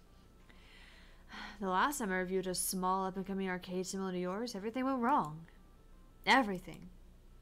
I wrote my review in an honest fashion, and as a result of my scathing pen, the place was sold and closed down within a month. Sold to a notable figure in this industry. Wait, you don't mean... Yes, Dekonami. Such is the fate of any arcade which dares to stand up to him. Your prior business, the Funplex, only escaped being devoured by being far too small to be worthwhile. Sadly, your enthusiasm may have put it in his crosshairs, and if you cannot tidy up your reputation after today's affairs, Arcade Spirits will be next. Again. And again. And again. Torn down by Dekonami. This time he didn't even have to lift a finger. By pure coincidence, the monster... Another incidence of the main protagonist being a complete moron. He didn't even have to lift a finger. By pure coincidence, the ghost monsters wrecked everything before he could exact any revenge. All he has to do is swoop in and buy out what's left of our dreams. However, I have come to a decision. Given I was a first-hand witness to your troubles, which were clearly not your fault, and given your willingness to put even your own life on the line for your arcade, I'm going to tell my editor I need more time, that I want to return in 1 week to get a more accurate and mature overview of your operation. 1 week, that's the best I can offer you. This is a difficult hole to climb out of, Mr. Leftovers. Even aside from earlier trouble, having a gang fight and a shooting transpire at an arcade? Well, the press will feed on this. Even if I was the only press present and accounted for, they'll dig and they'll speculate and they'll chew on your bones. If your arcade survives that initial onslaught, I hope to write a proper review which can lay those concerns to rest. But I'll offer you no more second chances, no more reasonable doubts. Best foot forward when I return, or my readers will know the truth. Understood? Understood. Then I'll leave you to your recuperation. Curt nod, she turns and leaves the room, leaving me with my thoughts. 1 week. I've got exactly 1 week to completely rebuild our reputation and clear the good name of Arcade Spirits. Otherwise, it's game over for all of us. Yeah, no shit. You don't say. Actual, honest game over. You've cleared level 7 of Arcade Spirits. A winner is you. Now, let's see your score. Looks like your personality's full of guts. Strong guts. Also, you have scored 23,200 points. We Woohoo! went down with Gavin and Teo?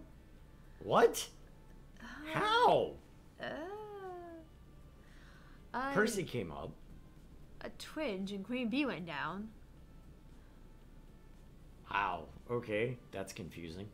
Right. And now, let's have one last pizza fact. 62% of Americans prefer meat toppings on their pizza, while 38% prefer vegetarian. Everybody loves different kinds of pizza, and that's a beautiful thing. Do you want to save your game before proceeding to the, drumroll please, the final level? Save the game. Okay, we're gonna go back to page 1. Yeah. Page 1. And just start overwriting everything. Yep.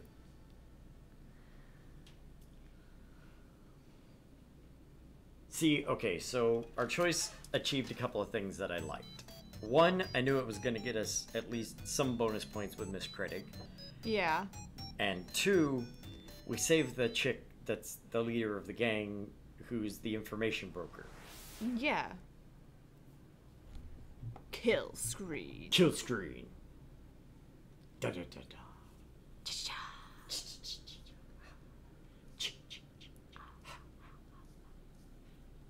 It's the distant future year of 20XX, and who am I kidding? I'll be lucky to make it 20XX plus 1 at this rate. I've had my strand of fate twisted back and forth so often it feels like it could snap at any moment. Mired in depression and a supposed family curse, then lifted up by my amazing time at Funplex, slammed back down by Dekonami, raised up again by Arcade Spirits Project, and now descending further due to a series of bad coincidences culminating in a Pier 6 brawl in which I got shot. But today I'm back. Back to Arcade Spirits and ready to work, despite being on crutches.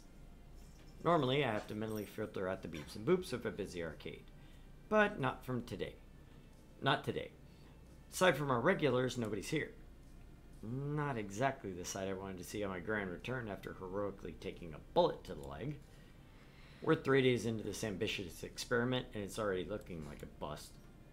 Even with a reprieve from Mr. Fame, we couldn't hush up the event completely. The news of gang violence at a local arcade spread over social media like wildfire. Gavin filled me in on all the details I missed while I was passed out. By the time the cops got here, both gangs were long gone, and the ghost monsters wiped our security footage on the way out the door. No arrests made, no evidence remaining. The only plus side? Sue and her ghost monsters apparently never came back. But even without them actively causing problems, that single day managed to smash our reputation. It was just so fucked up. Disappointing, unreasonable, frustrating, fucked up. Personally fucked up. This entire situation is completely fucked up. I put my fist through a wall in rage, if not for the fact I'd have to pay for the drywall replacement myself. Damn kids and their gangland throwdown ruined everything. Even without Defame's nuclear review looming over us, we're still losing. I honestly don't know how we can recover from this. If we get the good word out, somehow correct this PR disaster, seated behind the ticket desk, with my crutches propped up nearby, light duty for a week minimum, I tried to mentally detangle this mess. Hey, Iris, are we... Yes, we're still trending negatively on social media, like the last 7 times you asked. Any luck with our security camera footage, then? Anything we could give to the police. It might help our public image to have someone to point blame at. Nope. It's totally wiped, and my file recovery systems failed. I guess that's to be expected when going up against cybercriminals. Like, they've even avoided bad press from the shooting. I haven't even spotted the words ghost monsters in any of the articles I found about the attack. It's like they're ghosts. Well, not literally ghosts. I just mean that they clean their tracks very effectively. Yeah, got it. We did see them in their corporeal form, remember? At least that whole mess seems to be behind us. Now we just need to dig our way out of this hole. I sigh heavily as the burden sinks into my lungs, and before I can groan further, I hear footsteps approaching me. I lock my phone and pocket it before seeing who it is. It is I, Hamza, here to discuss matters of great import with my good friend and worthy ally, Argent Leftovers. Hi, Hamza. I sense a distinct lack of energy on your greeting, likely due to your sorrowful state after being shot. Hobbling on crutches isn't fun, but no, that's not the problem. Regardless, you must always face the day with fire and purpose, Argent Leftovers. Only with an absolute will of iron, strong and resilient against that which assails you, can you achieve absolute victory in the world of arcade games. Pardon my lack of fire. Just pondering how to deal with this reputation situation. Indeed. Those foul miscreants truly soiled our trousers of decency on opening day. All right. Thank you, Hamza. Such misbegotten youth must pay for their insolence. What is your cunning plan for completely and utterly destroying them? I was thinking more along the lines of a PR campaign to rebuild public trust. Nah, far less exciting. But Hamza will assist in any way possible. You hold within you tremendous power of persuasion. Hamza has witnessed this firsthand. Your people skills are unmatched. Believe me. Believe in me who believes in you, and strike forth into this world to re-establish our business as one of the sublime arcade majesty. Right. So, like, advertising or something? Hamza suspects you will require a grander statement than some mere billboard. The violent incident made a splash. You, my friend, you must make a tsunami, one which will wash away the blood and leave us clean. Ah, if only such an opportunity would simply walk through those doors and lay its bounty before us, this could be a simple matter. Hold that thought. We've got a customer. Hello, welcome to... Good morning. Wait, you didn't want to change his voice? Good morning. No, it was originally you said you want to make it red. Oh. No. Okay. Stimpy, you idiot. Good morning. It kind of works with his nose. Dekonami. Good day, mister. Hold on. I'm trying to come up with your name. Hanson? Edison? Something starting with an H. Please excuse Hamza, Argent leftovers. I must return to my kitchen to be forcibly restrained by my chefs, lest I commit a crime against humanity. Oh, the huge manatee. What an eccentric fellow. I stand there in silence and shock, trying to tell myself that this was just a bad fever dream from my wound, but no such luck. This was 100% real. I watch as Deco takes a look around the arcade, his smug grin ever present. I see his eyebrow arch as he takes note of the people, or rather lack of people here playing games. Can't say I'm impressed in the slightest. Why would anyone want to come to such a mediocre arcade when the premium Deco's Palace experience is available to them? I'd estimate you have, maybe a month at best before you close down. I am looking forward to purchasing this land. Maybe I'll make it into a fun zone, or just a parking lot. Yes, a parking lot. And I shall call it the Leftovers Memorial Parking Lot. It would be a fitting tribute. I'm not dead yet. You opened our arcade in the middle of gang territory. It's a reasonable assumption you'll collect a full more bullets along the way. Nope, can't handle this. Not today. What do you want, Mr. Nami? If you need tokens, change machines over there. Tokens? How quaint. Still no swipe card, eh? Sadly, I'm not here to participate in your sad attempt at its esports community. Really, how can you hope to compete with so few games and such meager prizes? No, I am here to make a final offer. This is against my better judgment, given the bad blood between us. But let it not be said that Dekonami is an unforgiving or cruel person. If you sign over ownership of this arcade to me, I'll spare your careers.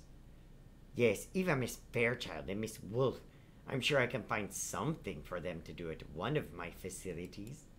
What, your brothel? Right? You could count yourself lucky I'm even willing to do this. You get an opportunity few others who cross me are even offered. If you don't agree to my terms, I'll stand idle and watch as everything burns down around you. You have my word on that. Okay, obviously I want to say no to this fabulous offer. But at what point do I cut my losses? Miss Francine believed in dreams, but she also believed in practicality and trade-offs. Am I ready to give up everything so that I have something resembling a future? No, we're not giving up. Fuck that. Fuck this guy. I'm sorry, but no. I don't do well with bullies. I do not do well at all with bullies. Of course I'm not giving up. I mean, seriously, I had so many opportunities to jump ship prior to this. Why'd I bail this close to the end? No, now get the fuck out of my arcade. I'm afraid I must follow my own dreams, Mr. Nami. A resolve remains. I refuse your offer. Weirdo. Hello? Hi. Hi. Only if I get a $500,000 salary, 3 company cars, a Hollywood mansion, and my own line of designer fragrances.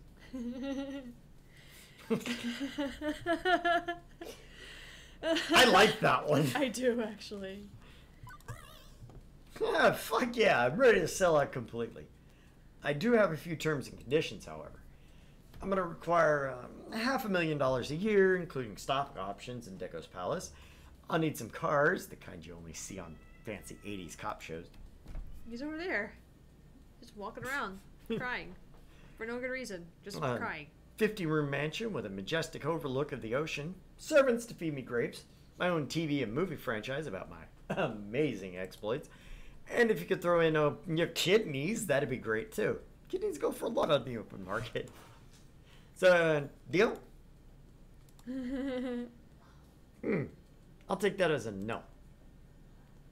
So be it. I guess I'll just have to settle for buying the burnt-out husk of your business once it ultimately collapses around you.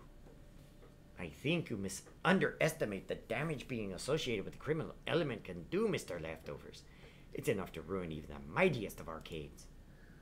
Oh, and I doubt that ghost monsters have forgotten you. They will return, and they will make matters far worse for you. And immediately I take notice. Play cool. Play cool. Just don't let on. Just test the waters. Really? Ghost monsters? I thought that gang was called, what was it? Lovely Chainsaws or something. Yes, ghost monsters. Sadly, they insist on naming themselves after that absurd ancient video game reference. Of all that childish, immature. He shakes it off quickly enough, refocusing on me. But enough banter. I believe I'll take my leave. I'll not see you again, Mr. Leftovers. I'll get my lawyers to handle all the purchasing what little remains of you. Good day. Once he's out of earshot and well beyond the confines of the arcade, I pull out my phone to verify something. Irish, you checked all the news articles about the shooting, right? Oh, yes. I've analyzed them all. Do you need me to pull up a specific one? Just confirm something for me. The ghost monsters were never mentioned by name in any one of them, right? Yes, it seems Sue's friends were good at covering their tracks. Why? This is it. This is the chance we need. Admittedly, a slim chance, but at this point I'll take what I can get. Message everyone. I'm calling another Waketervinspiracy. Ooh, you're all fired up. Okay, that's your sent. I'll need everyone's help to fill gaping holes in my plan, but at least now I have a plan. It's time for one last-ditch effort to save arcade spirits. Duh, no one likes that big mean old red. Nobody likes me. Stimpy, you idiot! I'm actually going to go ahead and call it a little early, because I'm starting to lose my voice. I don't know if y'all noticed. I mean, to be fair, you did actually go for red, and that was hilarious. Yes, I did. She wanted me to do it. It's a little straining on the voice, but I was starting to lose it before that. No, I know. But That was just kind of like the final it was the straw. nail in the coffin. Just, ha! Ha! Dead. So next week, guys, we will continue with the final round of Arcade Spirits, probably finished up next week. Once again, like, subscribe, turn on notifications, all of that good nonsense. Bring your friends next time. We'd love to see new people. We'd love to show off our brand new little pretty happy all the everything. Yeah, we're gonna again go to our Twitter, follow the people that did all of our artwork for us, Sipple and Anyvid, and if you need some artwork, hit them up totally. So once again, guys, we will see you next Friday, same time bat channel. No Adam West though, and probably no Stimpy because I think we just killed him off. But anyway, guys. You idiot. You idiot! We will see you all next time. Goodbye!